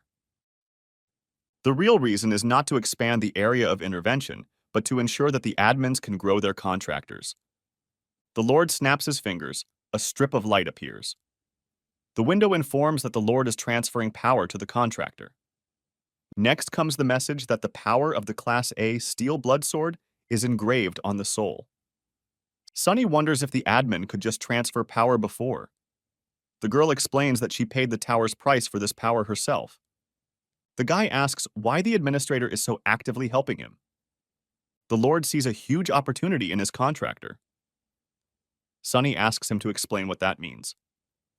Admins are rewarded for the development of their contractors, but admins invest in participants to fulfill their cherished desires. Here come 3 invitations in a row from the administrator of the White Crane Sword. The Lord decides to finish his explanations with a smile for those who are very impatient. The main thing is that she has transferred the power. Sunny is transported to another administrator's domain. The window announces the entrance to the forest. Khan is in a bamboo grove. Right there, a perfect clearing for training turns up. Sunny can't wait to master the new method that Lord taught her. Han activates mana control and increases his 3 absolute skill proficiency by 8%, and instant acceleration changes from C to B class. The guy then increases his counterattack shield skill by 7%. Sunny intends to increase his key sword mastery as well. However, this is the skill he cannot activate through mana management. The guy tries several times, but it's all in vain. Sunny thinks that it might be because Key Sword Master is a power and not a skill. He decides to put off the issue of improving his key skill mastery.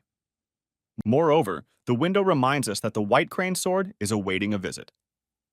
Sunny expects that, judging by the title, this administrator will be the same old man as the murdered Saul. The guy is simply stunned when a teenage girl appears before his eyes. She introduces herself and adds that she has been waiting for a long time for a contender like Sunny to appear. Seeing the unfading surprise on the guest's face, the admin asks what's going on. Khan moves away, saying he's surprised to see someone he's only been texting with. Sunny sits down next to him on the surprisingly refreshing floor. The admin had been watching the guy from here since the fight with Saul on the 9th floor. The guy asks if it's wasteful to sponsor a contestant they've only seen once. The girl assures him that Khan is simply underestimating himself. Saul did not reach the highest rank of mastery of Chi energy, but was considered a strong warrior of Murim. He lost some of his strength when he entered the tower, but defeating him was a feat. The girl adds that she should be trusted because Saul was her contractor. Sunny's mouth drops open in surprise. The guy immediately became wary because the administrator could be seriously offended by him. Girl, forgive me for not making things worse. It was just good to get points at Saul's expense. Over the course of her long life, she signed contracts with many suitors, but never invited any of them to her personal estate. That was until she saw Sunny through watching Saul. The administrator asks to conclude an additional contract with her. The guy is interested in what benefits this signing will bring him. The girl will then be able to make Khan an apostle of the White Crane Sword Administrator. Sunny doesn't know anything about this phrase. An apostle in the tower is a member who has a special relationship with the administrator because you can only choose an apostle once in your life. In addition, only the members chosen by the apostles can obtain all the powers that their administrator has. Sunny only now understands the importance of the patronage agreement, which the Lord of Steelblood decided not to tell. Khan knows that the contract can be broken at any time, and does not understand why the girl is offering him patronage that is granted only once in a lifetime. Like the Lord of Steelblood, she chose Sunny to fulfill her cherished wish. To perform it, she needs the best and sharpest sword in the world, which simply cannot become dull or break. And in Sunny Han, she sees potential beyond any sword. The guy remembers that Lord also mentioned a cherished wish. It is hardly something simple and banal. He asks, "What is a cherished wish?" At these words, the girl's gaze instantly filled with bottomless sadness. On the one hand, the administrator's cherished wish is based on memories of past regrets. On the other hand, it is a right that the tower gives to the administrator. This desire is like a test that the admin can give to the contractor. And if the cherished wish comes true, the contractor receives a reward. If a wish comes true, it is even possible to change events from the past. Sunny counters that this is simply impossible. The girl wonders if the floors he's gone through haven't taught the guy that anything is possible in the tower. Khan agrees that when it comes to the Tower of Trials, nothing is impossible. The guy asks how high he has to climb to make her cherished wish come true. The administrator is sure that this must be at least the top floor. Sunny signs an additional contract with the White Crane sword, who jumps for joy and promises that the guy won't have to regret it. Thus, Sunny finds out that in order to fulfill the administrator's cherished wish, it is necessary to get to the top of the Tower of Trials. Admin recognizes Khan as an apostle. Muram's powers and measurement skills increase by 10%, mana increases by 3. The window informs that the guy is an apostle of 2 administrators. His dexterity increases by 3. Sunny also receives a gift. The girl wonders if the Lord of Steelblood warned about who is looking for Sunny. She is outraged that the Lord relies so much on the boy's powers that she did not consider it necessary to warn him. The administrator clarifies that the question forms that Khan has will be used up for her story. Sunny doesn't use forms that just pile up in his inventory, so he doesn't mind. The window informs that all tickets will be used up. The guy becomes wary. Apparently, the conversation will be important.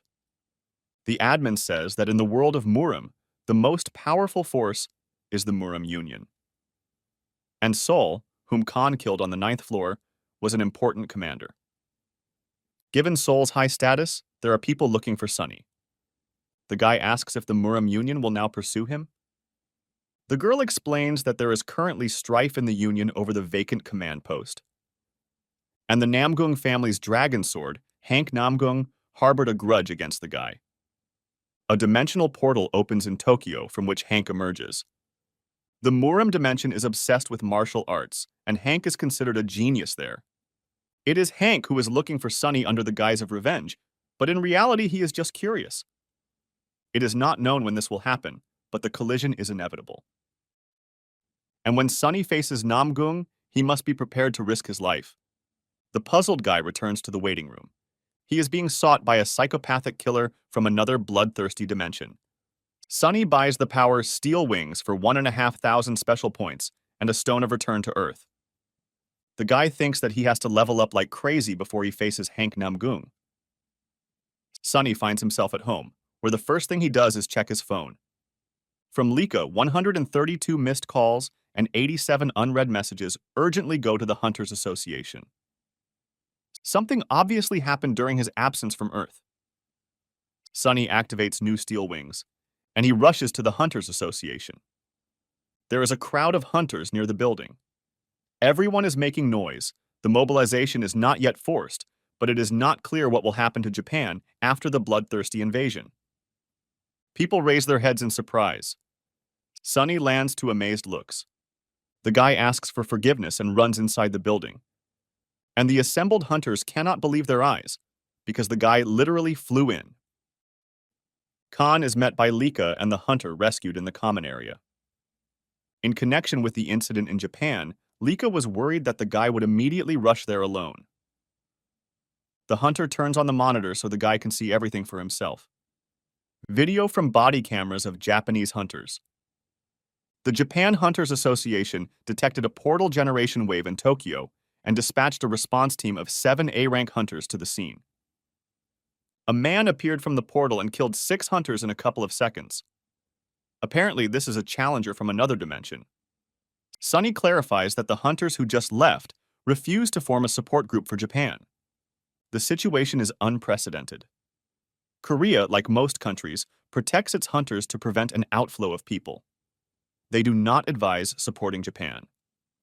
The only surviving hunter recorded until the end. In the video, the man begs for mercy. Namgung towers over him like a monster, his eyes blazing.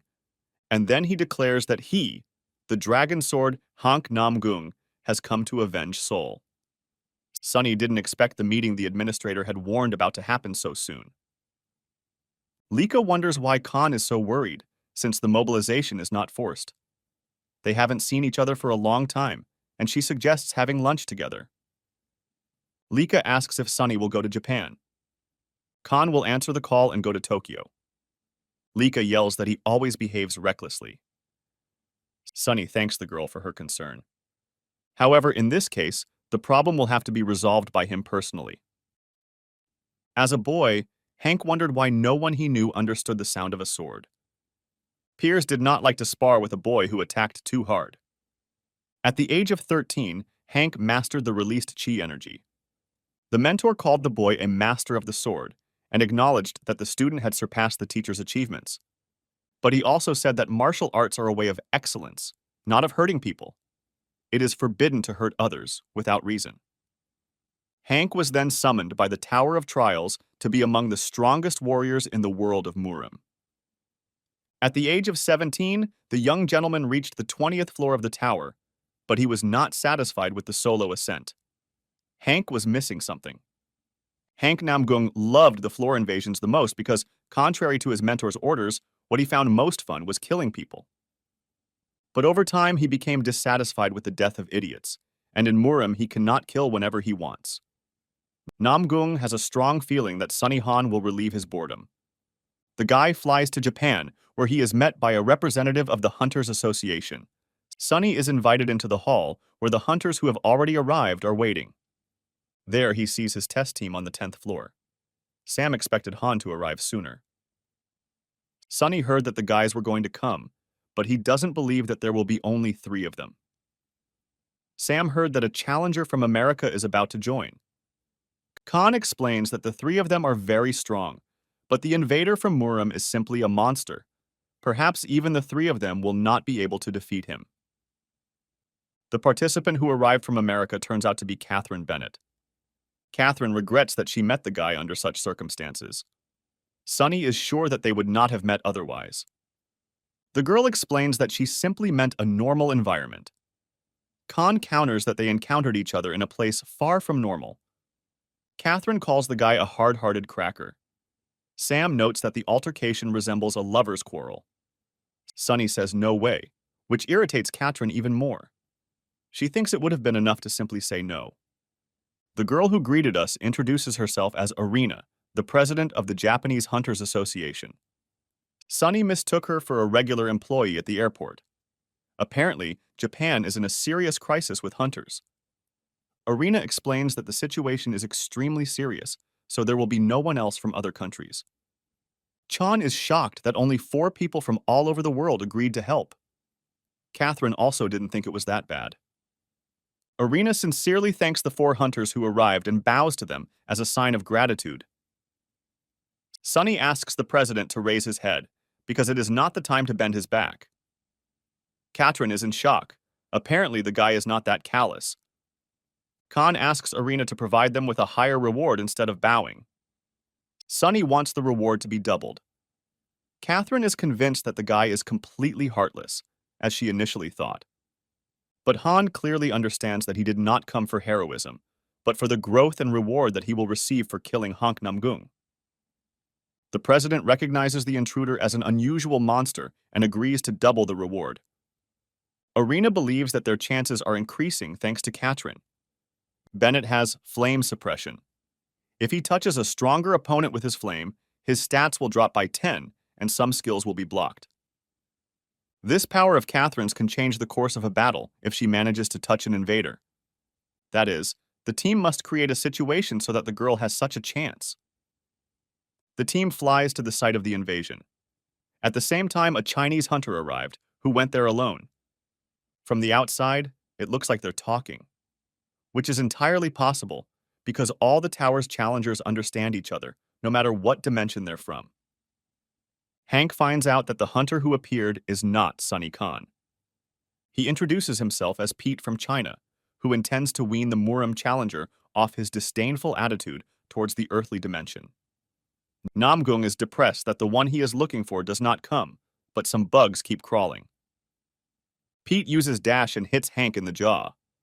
The intruder becomes slightly interested when confronted with the fist technique. The Murim warrior's response follows immediately. The guys see from the helicopter that the Chinese hunter has entered into a fight alone. Sunny asks if Catherine will be able to land safely if she ends up in the air. She doesn't understand what he's talking about. The girl has a skill called Purity Jump that will prevent her from getting injured when falling. The guy is quite happy with this. If Sunny's plan works, he will be able to deal a significant blow to the enemy, and at that moment, Catherine's power must be activated. Khan announces that they are leaving and grabs the stunned American woman in his arms. They fly down on Sunny's steel wings. Jung notices that Han is trying to do everything alone again. Sam agrees that they can't just watch from the sidelines. And the guys also jump out of the helicopter. Catherine screams that the guy is crazy because you can't jump out of a helicopter without an explanation. Sunny is glad that the hunter from China angered Hank. Catherine is convinced that the guy simply does not listen to her. The girl leaves Khan, hanging at a height, and the guy continues his descent. At this time, Pete and the intruder come together. Clearly not in favor of the Earthling. Namgung is disappointed that the hunter uses fist techniques without being able to concentrate ki energy in his fist. And he hits Pete, who is thrown back by the force of the blow. At this moment, the intruder notices something. This is where Sunny comes into play. Hank is thrown aside. Namgung immediately rises to his feet, with a damaged hand. The opponents stand opposite each other. Hank wonders who this person is. Sunny explains with a smile that the warrior from Murim was looking for him himself, but now he doesn't recognize him. The guy activates the power of Ki Sword Master. Namgung is annoyed. He was looking forward to meeting him to find out who killed Sol, and here it is just a small use of fake art of released Ki. Hank is simply furious with disappointment.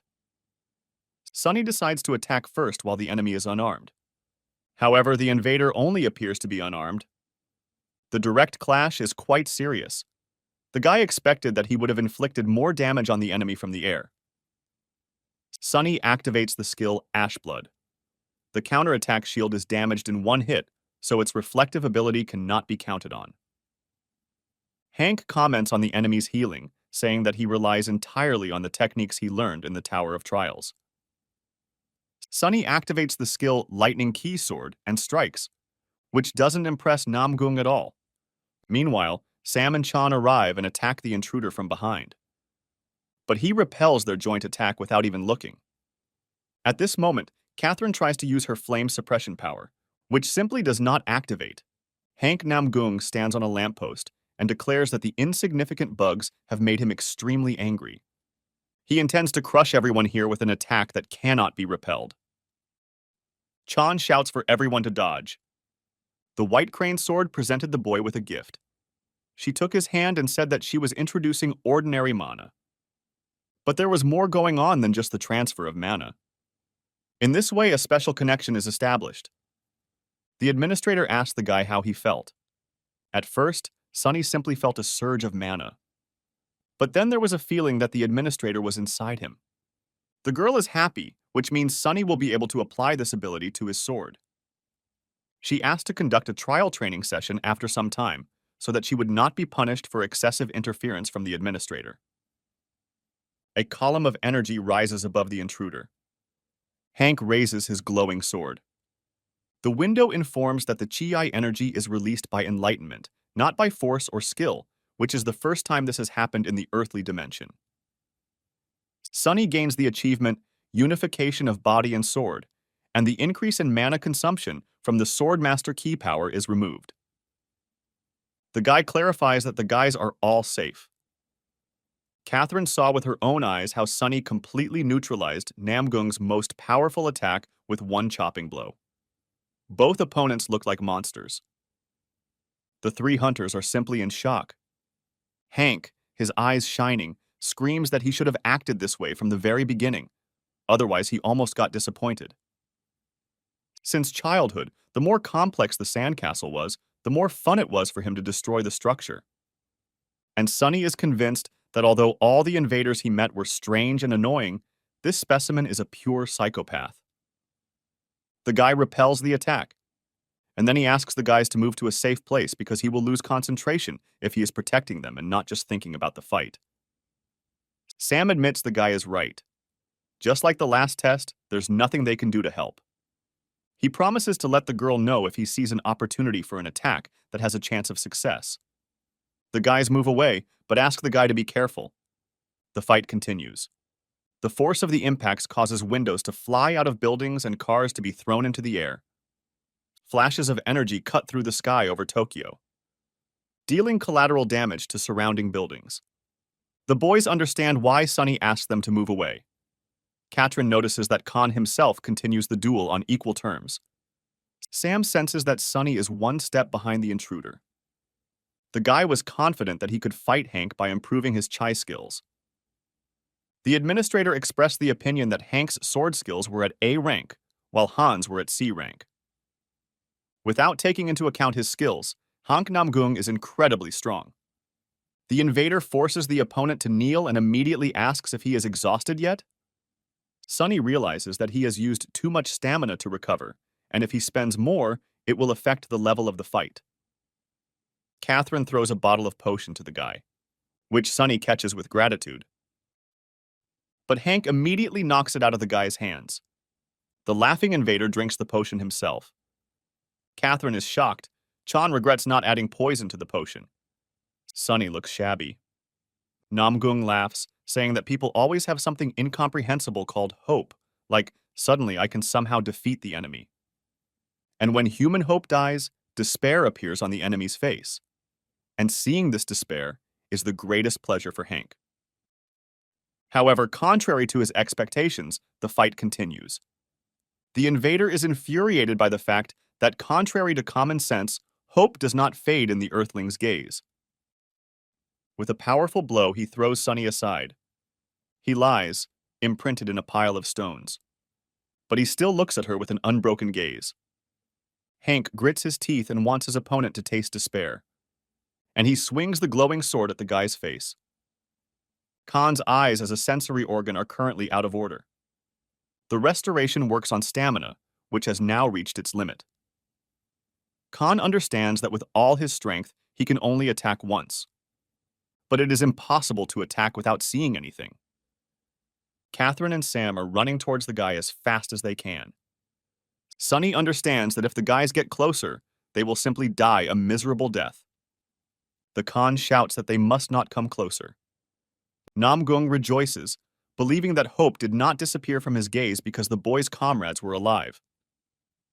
Catherine attacks with fire. But the intruder's glowing sword catches up with her back. Sam rushes to the girl's rescue. However, his attack is unsuccessful. Sam is also defeated. Sunny is desperate because he is unable to help now. Hank holds Katrin by the hair, like a kitten by the scruff of the neck. The girl screams at him to let her go. Catherine screams in searing pain. Namgung smells Comrade Han's burning flesh. Sunny screams for the crazy pervert to stop immediately.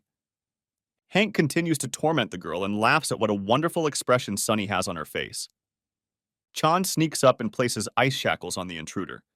He manages to snatch the girl from the hands of the temporarily shackled Hank. The trick of a nasty midge infuriates the Murem genius. Namgung throws off the icy shackles, and he rushes after the people. Chong Li manages to place the injured girl in a Zorb ball and throws the Zorb ball to the maximum possible distance. But he doesn't have time to activate his own invisibility. The hand of an angry intruder grabs him by the hair and tears off his hat.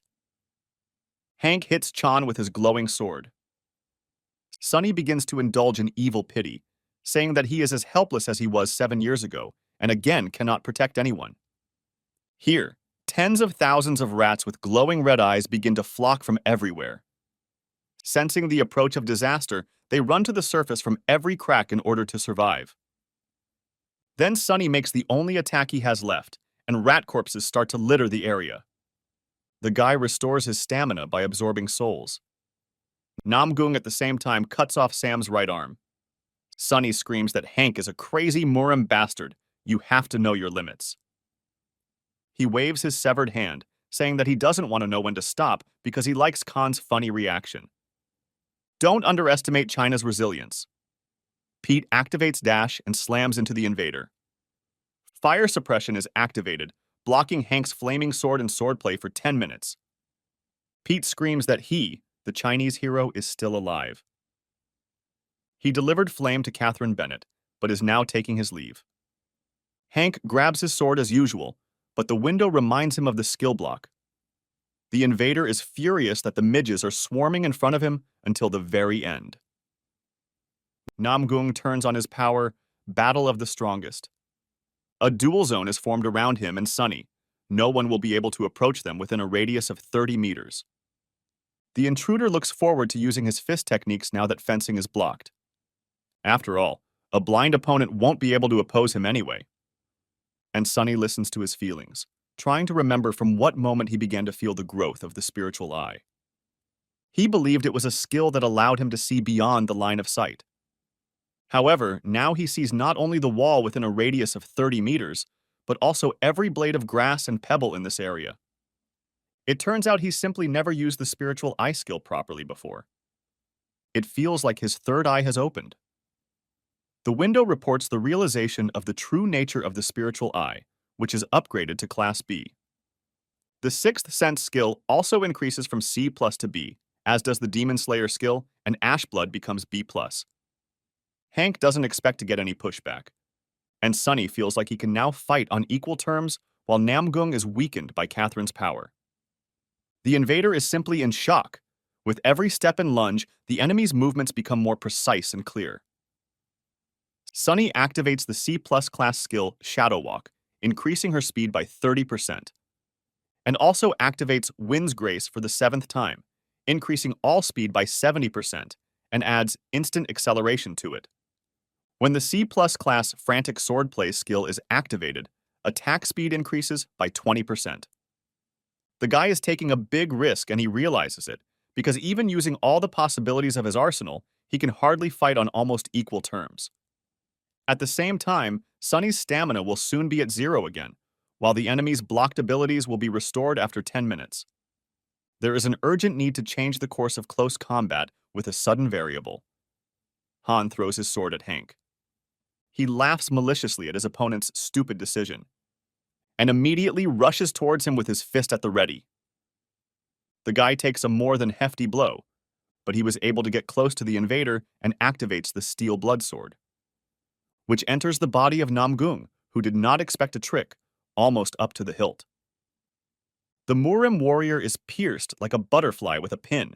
His core of Chai energy is touched. Here, the effects of flame suppression and Battle of the Strongest end simultaneously, and the dual zone is unlocked. Namgung admits that he got carried away this time and will have to finish this fight next time. The intruder activates the travel stone, a portal opens, and he is forced to leave if he wants to fully recover. All the guys instinctively feel at this moment that if they don't finish off the psychopath now, in the future, it will result in a catastrophe for the Earth. The guys rush to the portal in the hopes of not letting the invader escape and recover in his dimension. Namgung's hearing and pride are hurt by the unusual word escape addressed to him. He immediately activates the flaming sword in a rage and strikes at the approaching guys. Even the red-haired fire mistress opens her mouth at the sight of the power of the approaching column of flame. The impact simply wipes out part of the block, leaving behind pitiful ruins from the majestic modern high-rises. Sunny puts his hand out in front of him, hoping to save the boys. But the window mercilessly informs him that the counterattack shield is out of action. It is impossible to reflect the damage, and a powerful shockwave simply tears the guy's arm off his shoulder. Catherine screams about losing her arm. Sunny yells at her not to pay attention, because the enemy is still nearby. Hank Namgung claims he could have killed the guy with one blow. Does the enemy want him to finish the job? Sunny remains silent, gritting his teeth, because at the moment he has nothing to say to the psychotic intruder. He promises to return soon and enters the portal. The Khan falls backwards, exhausted, and his worried comrades run up to him.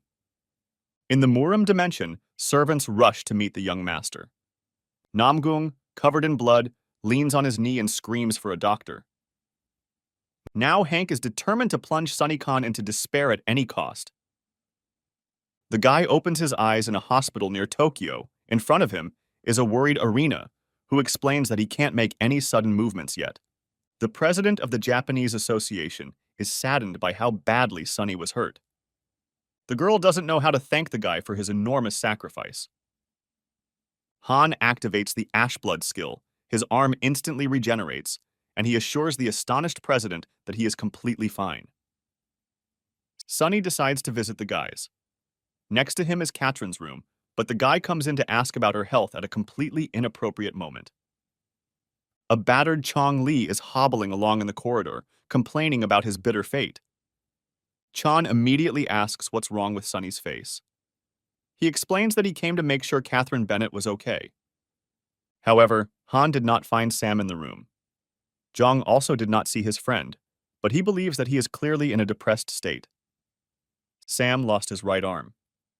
Khan finds him on the roof, greeting Sword Ghost. Sam notes that the guy never ceases to amaze, since he was even able to restore his hand with the help of the skill. Unfortunately, Sam's hand could not be saved. Sunny apologizes, because if he had been just a little stronger, this could have been avoided. Sam has the appropriate skill, so losing his arm won't affect his performance too much. The guy climbed the tower like crazy for the sake of his own height. Sam thinks that this is not bad, but his life credo is that the strong are obliged to help the weak. Sam is calm about Khan, who is incredibly strong, but at least he is not a schizo-psychopath. Sunny offers a light. Sam refuses because he doesn't smoke or drink alcohol. The guy's breath is simply taken away when he sees Sam without a mask.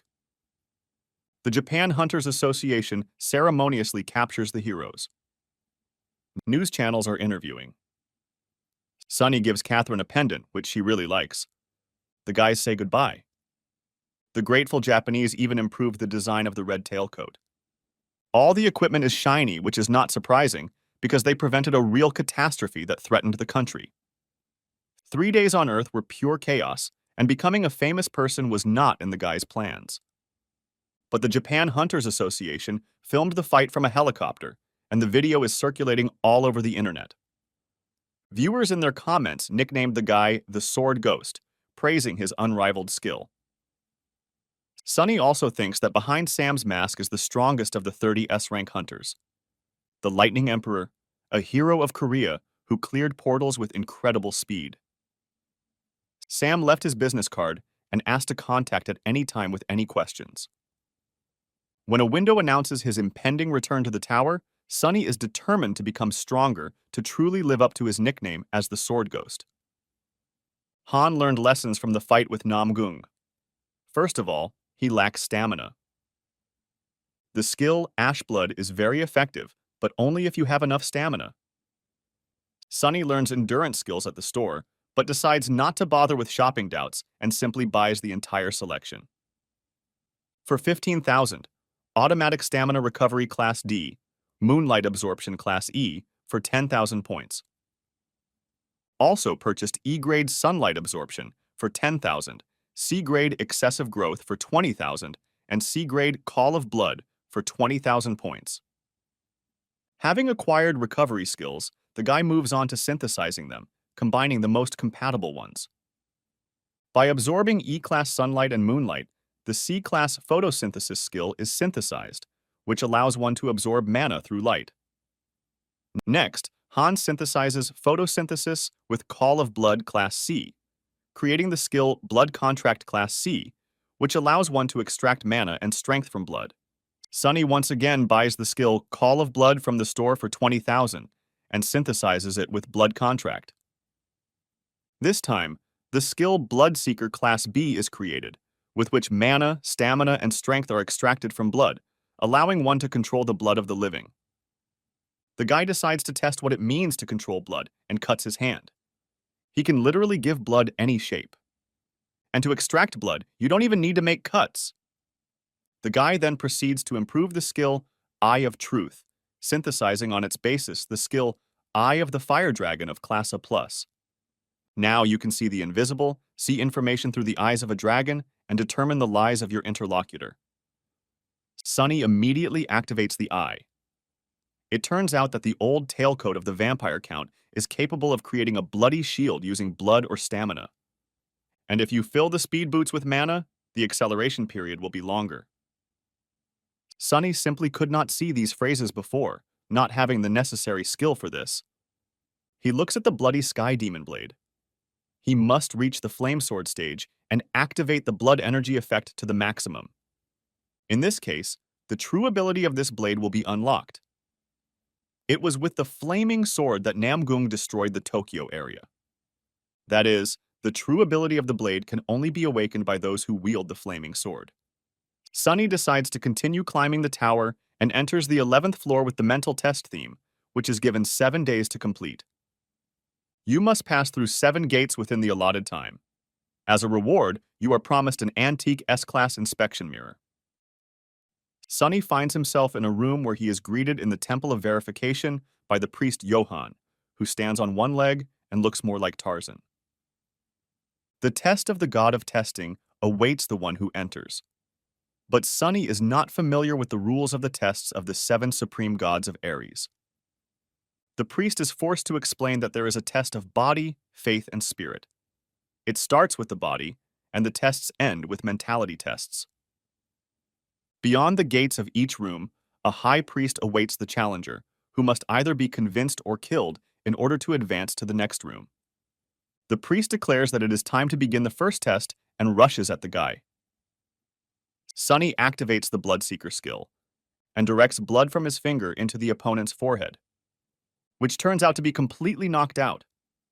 The guy is delighted with the new skill. Absorbing the spirit of the priest increases mastery by 5.8%. Admin, the priest of the 7 gods, is shocked by this scene.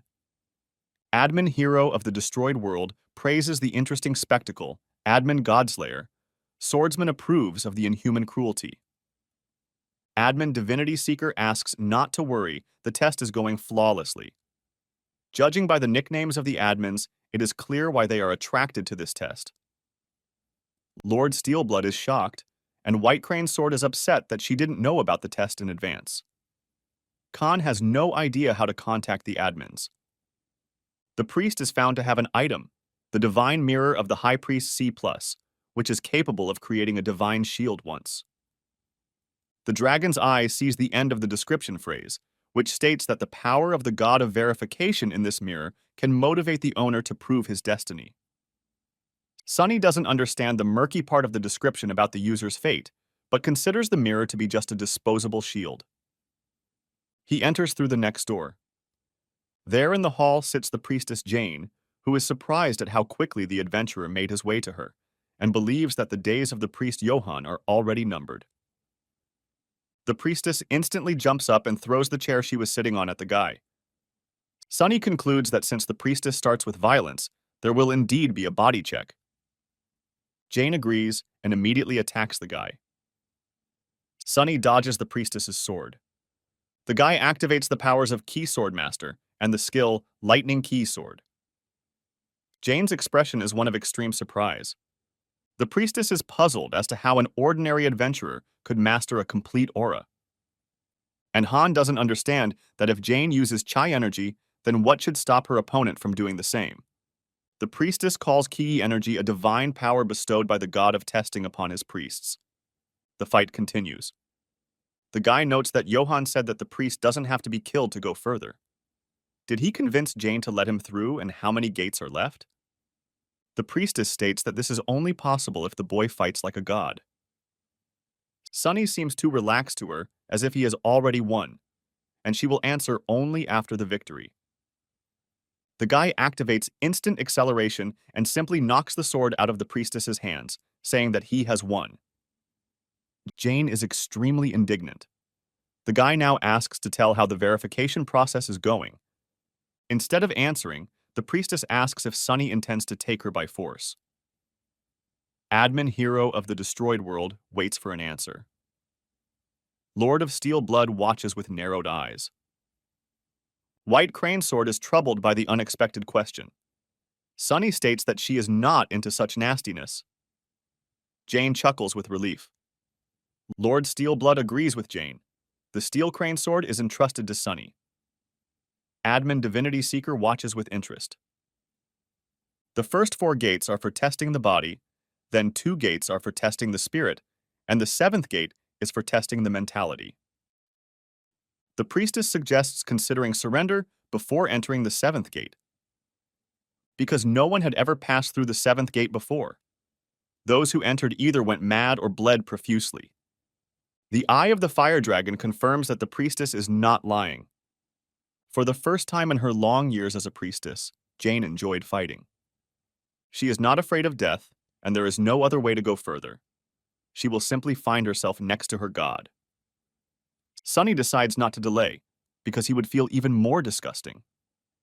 Absorbing Jane's spirit increases mastery by 8.8%, but it doesn't bring the guy any joy. Beyond the next gate, he is met by the gray-bearded swordsman Rez. Rez will test his martial arts skills to prove he is worthy of entering the next gate. Sunny recognizes the priest's flaming blade as a flaming sword, albeit in an unstable state. He is surprised that already at the 3rd gate of the test, he is forced to face such a skill. Sunny believes that now he has to risk his life. But the guy is very surprised that the priest's stats, as well as the power emanating from his sword, are noticeably inferior to his own. Moreover, it is not clear that in such a situation, it is precisely Sunny's Kui energy that ends up in a losing position. When Hank Namgung used the flaming sword, Han thought that it was either a high-level skill or an indication of the psychopath's wild strength. All of Sunny's attacks are simply ineffective. Rez states that his sword cannot be broken, no matter how strong the aura of the test subject is. Only he who is able to overcome the invisible to the eye can do this. And only he who knows how to use the invisible can create a sword that pierces everything that exists. Rez states that only in this way is the magic sword aura with absolute power born. Sunny breaks the priest's sword. Khan realized that the flaming sword was activated by such an unbending willpower that it could be expressed as real physical strength. Priest Rez congratulates the guy who truly mastered the test, having learned the whole essence at once. And this makes the priest delighted. Rez states that the boy has passed the martial arts test, and he wishes him to move forward in the same spirit.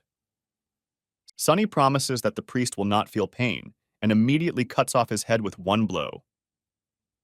Absorbing Rez's spirit increases his mastery by 14%, and his unique necromancy stat is upgraded to B rank. Sunny wonders what new ability will appear with the increase in the rank of necromancy. The new additional effect of necromancy is intriguing. By absorbing the soul of a stronger enemy, there is an opportunity to extract power. The window announces the stats: mana 79, endurance 84, stamina 81, agility 85, strength 86. Sunny absorbs the souls of 3 fallen priests to increase the stats: stamina plus 9, mana plus 8, endurance plus 7, agility plus 6, strength plus 8. Rez's A, class Indomitable Will skill, is also absorbed. This skill increases concentration and physical abilities when faced with a superior opponent, making it easier to achieve enlightenment. Sunny opens the next gate and at first sees no one. However, he is not surprised by the question from above whether Rez has left this mortal earth. The winged youth did not expect such a turn of events. The swordsman Godslayer cries out for caution. The hero of the ruined world warns of the real enemy. The Lord of Steel Blood is delighted with the priest's powerful energy. The White Crane Sword tells of the priest's true Kui energy skills. Sunny swings his sword. The winged one notices that the guy is not in the mood for conversation.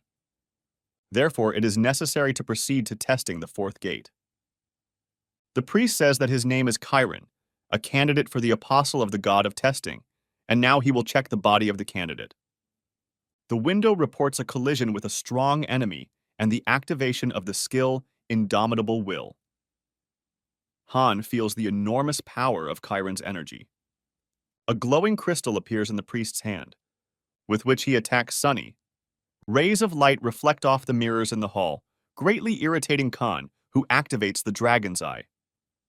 The guy feels that he needs to attack before the enemy starts constantly chasing him with beams. But the apostle candidate carries out his next attack using his wings. And only after throwing Sunny aside does he take hold of the glowing crystal. Khan senses the use of a flaming sword in the enemy's attack. The feathered one flies away to the heights again. Attacking from a distance with beams is clearly a proven guarantee of victory, because the beam can be dodged, but mirrors will reflect the beam at an angle into the blind spot. And in close combat, Chiron creates a gust of wind with his wings and disrupts the enemy's balance, and only after that, he connects his fire sword. The bird's behavior exactly matches the guy's assumption.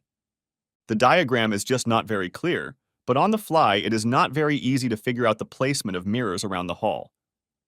Because if you hit the mirrors, their small fragments will split the light beam even more, and it is simply impossible to dodge hundreds of small beams. Admin Sky King doubts the difficulty level of the 11th floor. The Priest of Repentance does not believe that this is just an apostle candidate. Admin Black Devil is interested in how the challenger will die. The Bloodlord believes that the itchy fly is just wasting Khan's time. The White Crane Sword anticipates the boy's actions. Karen warns that things won't be easy now, and launches a whole network of refracted rays. An explosion occurs. The window informs you that the counterattack shield has absorbed the maximum amount of damage the guy is releasing. The candidate for Apostle is shocked by this turn of events. He saw no signs of learning magic and asks if Khan uses the power of a god. But the guy simply doesn't know what it is. The participant did not flee the battlefield or lose the fight, so Karen declares that the physical tests are complete and passed. Absorbing Chiron's spirit increases mastery by 8.8%. Extracts C+ grade divine power. The guy feels some kind of energy penetrating his heart, but it does not circulate and is apparently controlled in a completely different way than mana. White Crane Sword asks why divine power has penetrated the QE energy core. And Lord is perplexed. There is no trace of God in the divine power of the heart. Absorbing the spirit of Chiron gives stamina +5, mana +4, endurance +3, agility +1, strength +4. In the next room, the guy is met by an old man, greeting the man overcome by martial arts madness. Sunny doesn't understand what you're talking about. The old man explains that victories follow one after another, which means the guy's goal is endless growth in order to become the strongest. Sunny doesn't deny his desire to become stronger, but the local elder is clearly exaggerating a bit. The old man states that he is simply voicing a conclusion that Sunny will come to on his own over time. Sunny swings his sword.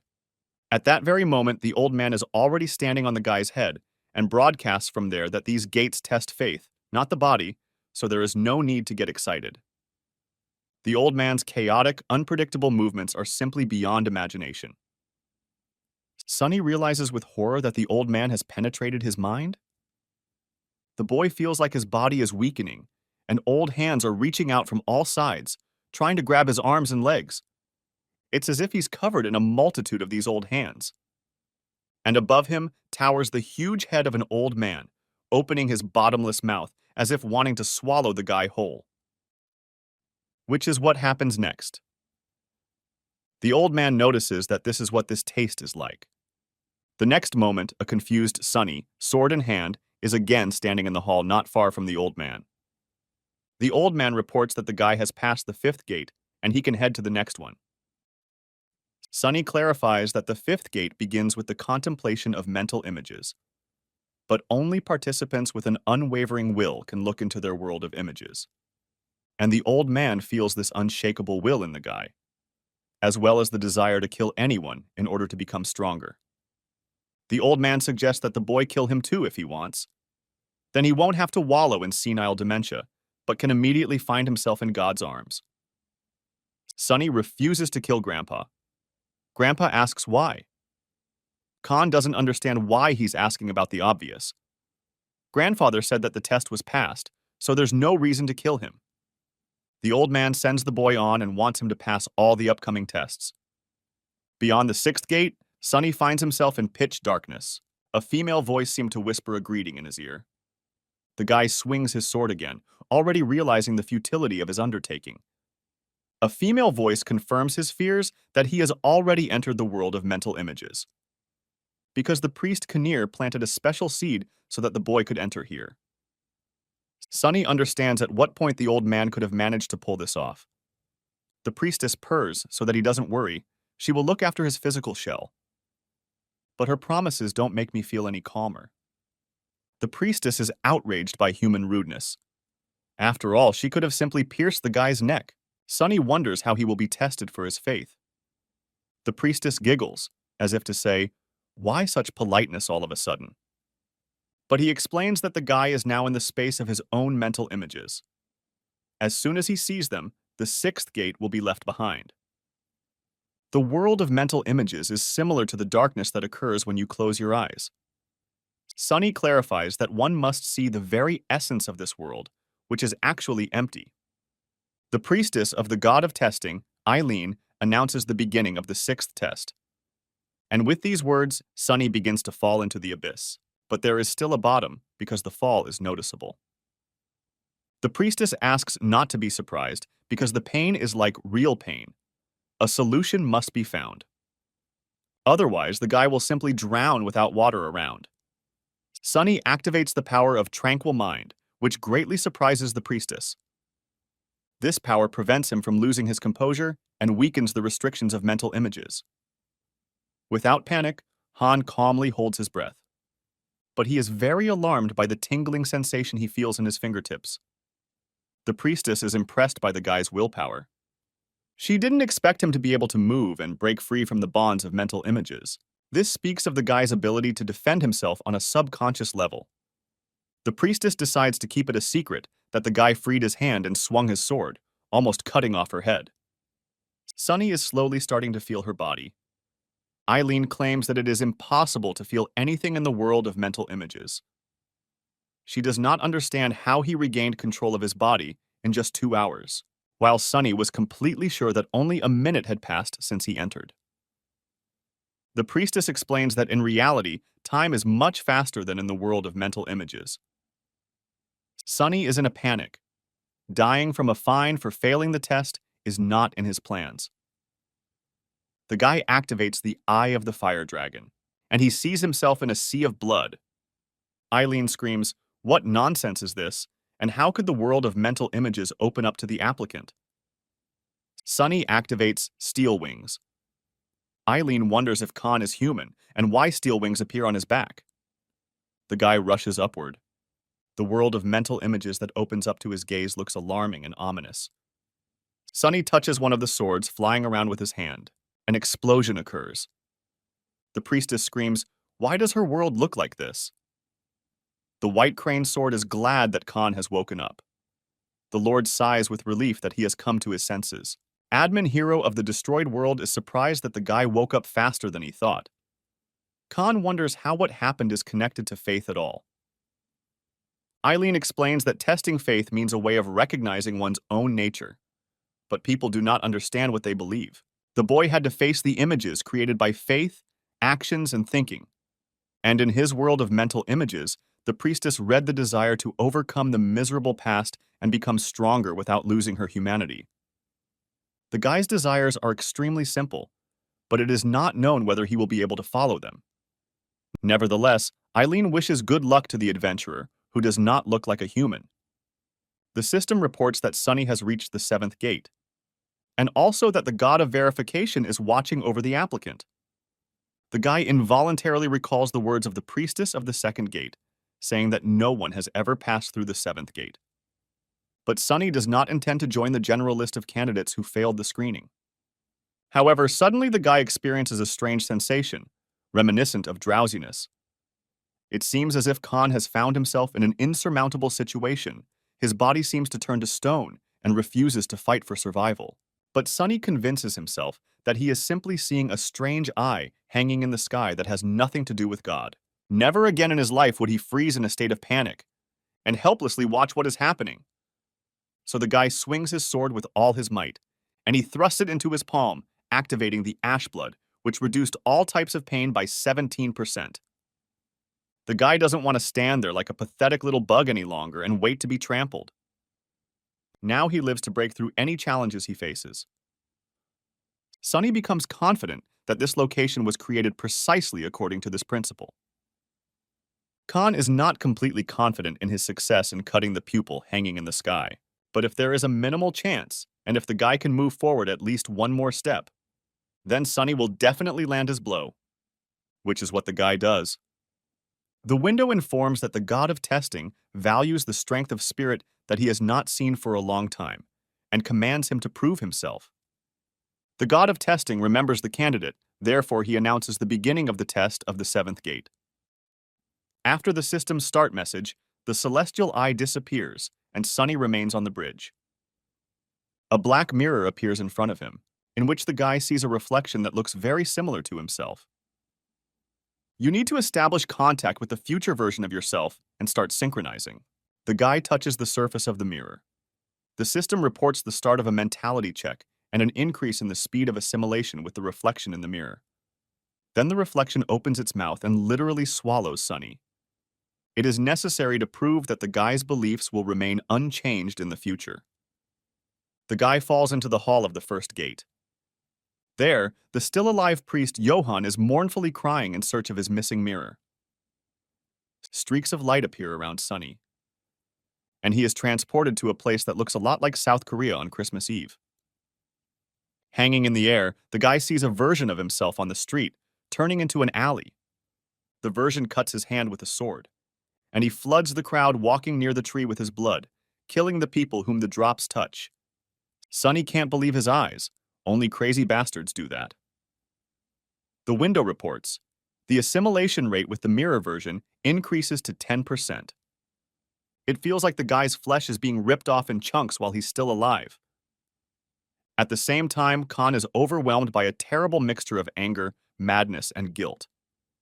Moreover, it seems as if the priest Johann comes up from behind, puts his hand on his neck, and in an ingratiating voice claims that it was Sunny who took his mirror. The Tarzan-like priest won't let the boy close his eyes, and as if it puts a bandage of nightmares on his head. The window informs about the blocking of skills that interfere with the spirit of the applicant. The figure of a priest lamenting about his mirror hangs over Sunny, who is waving his sword at Johann, who continues to lament about his mirror. The guy regretfully realizes that the power of the tranquil mind was blocked right now, when mental protection was needed. Meanwhile, the mirror version absorbs the souls of the murdered people. Mirror Sunny smirks and says that if he had known about this, he would have crossed the line in the first place. Assimilation speed increases to 20%. The window reports that due to unbearable shock, the applicant is in an abnormal state of key intoxication. Khan does not believe that the reflection does such abominations. He is aware of his obsession with power, but he would not go that far. The window says that if you don't remove key intoxication, your magic chain skill proficiency will decrease to 10%. Immediately after that, there were messages about a decrease in mastery of the magic chain skill by 0.3%, 0.7%, 0.04%. Suddenly, Sunny is transported to another pseudo-location, where the mirror version is already in traditional clothes. The guy realizes that he finds himself in the Muram dimension, and the mirror prototype demands that he bring the head of the Muram Union. In return, he promises to save the lives of the residents present here. The head of the Muram Union, Jin, approaches. He heard that a psychopath has appeared in their dimension, who introduces himself as the Sword Phantom. When Jin meets him face to face, he sees that the intruder is worthy of his nickname. He asks the guy's name. Instead of responding, the mirror version attacks. The opponents meet in a duel. The area around them is littered with bodies of locals. Jin simply doesn't know what to say. The Sword Ghost killed all the members of the Muram Union, despite promising not to touch them. Jinin wonders if the intruder feels any shame.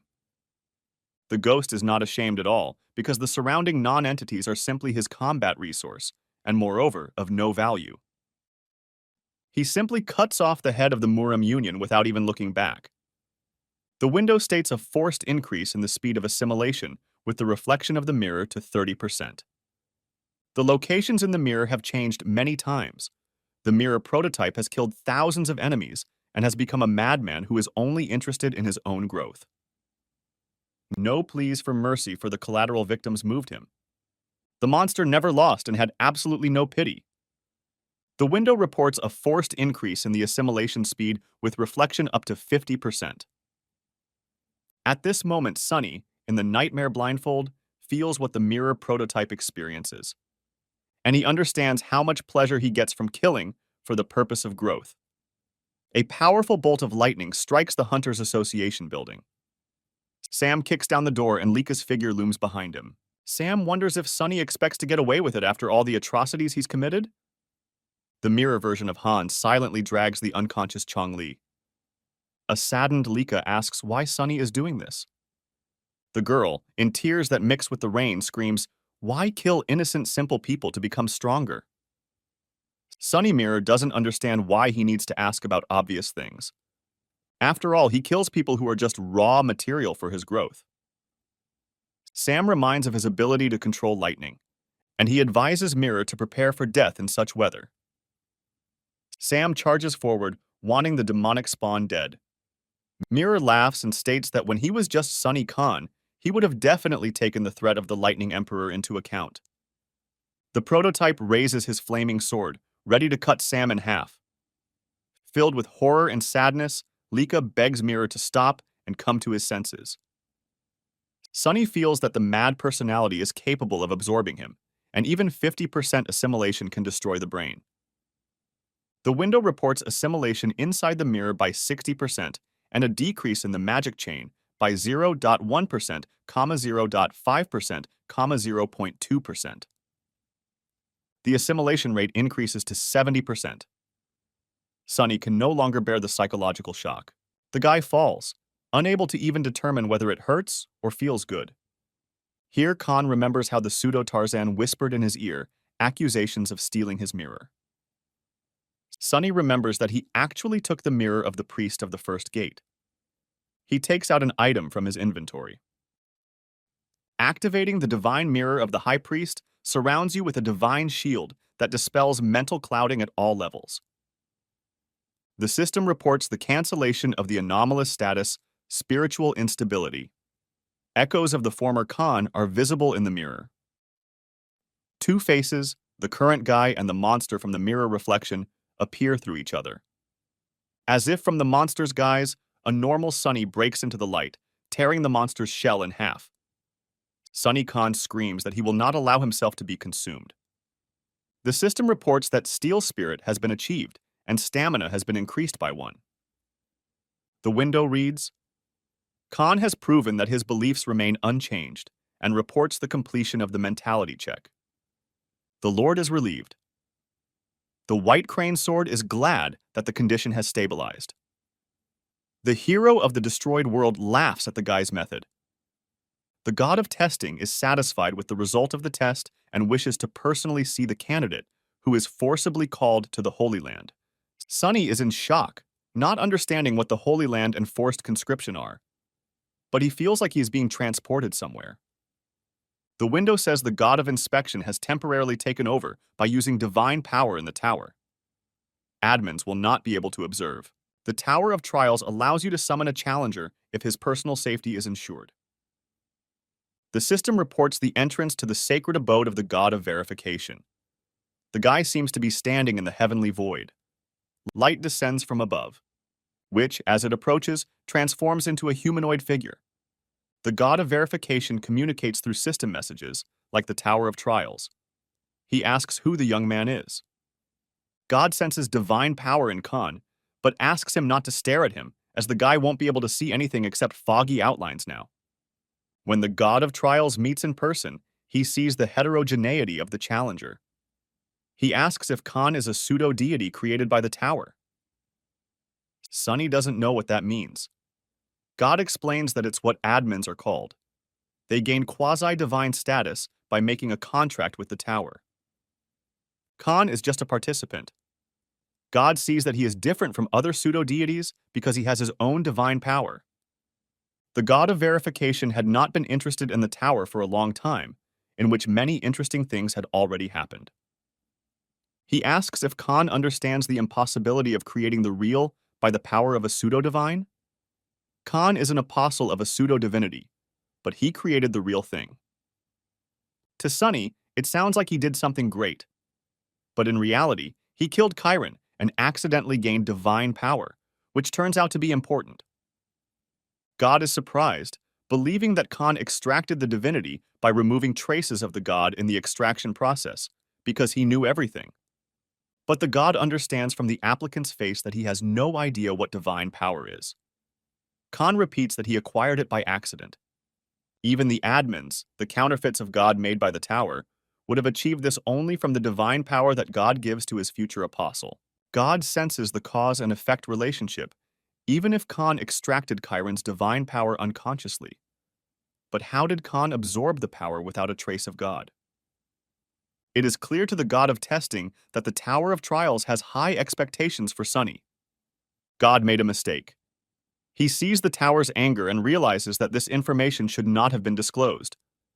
The god of inspection promises to watch over Sunny from the sky. Han shouts that he still has a lot of questions. What is divinity? What is the cause and effect relationship? Why did he see himself as a monstrous monster in the future? The god of proof believes that the applicant has seen too deeply into his future. Divine conclusion. If you gaze long into emptiness, emptiness will begin to gaze into you, because it is looking for a gap to penetrate the mind. God advises to beware of this and informs that the guy will soon return to where he came from. A being like the tower is difficult to deal with, no matter what god stands before the challenger. If the boy can visit the Temple of Verification in Ares, then the god will be able to give more answers to the boy's questions. The god of testing advises the boy not to trust other gods, who will henceforth consider him an enemy. Sunny gets an antique inspection mirror, 70,000 points, 3,000 plus 1,500 special points for completing the 11th floor. The guy thinks that the creature that decided to condescend to him told him more than he knew up to this point. According to the god's words, it was by the tower's will that he extracted and received divine power. Just like the fact that he signed contracts with the admins and became an apostle, it also happened according to the tower's plan. The words of the god of verification that the guy created, "It's not clear what exactly, but it's real," also explain little to Khan. The only consolation in this completely incomprehensible situation is that the gods cannot harm him while he is under the protection of the tower. The system is expanding. The Earth dimension is registered as official for ascension in the tower. Participants from other dimensions face a fine when moving to Earth, and applicants from Earth, not from the pioneers, will be able to receive a halo. Observation restrictions for admins are lifted. Lord is happy to see him return, and White Crane Sword watches Khan's condition with tears. The guy remembers that the god of verification called the administrators pseudo-deities and wonders whether they can be trusted. But he comes to the conclusion that in this disgusting situation, one cannot trust anyone at all. Sunny enters the world of Steel Blood and confidently heads towards the administrator's house. The Lord runs out to meet him, asking if her contractor has suffered too much. Instead of answering, the guy strikes with his sword. The girl dodges the blow. Sunny wonders if the admins are in cahoots with the tower to use him too. The Steel Blood Lord regards his contractor's behavior as a side effect of a mentality check.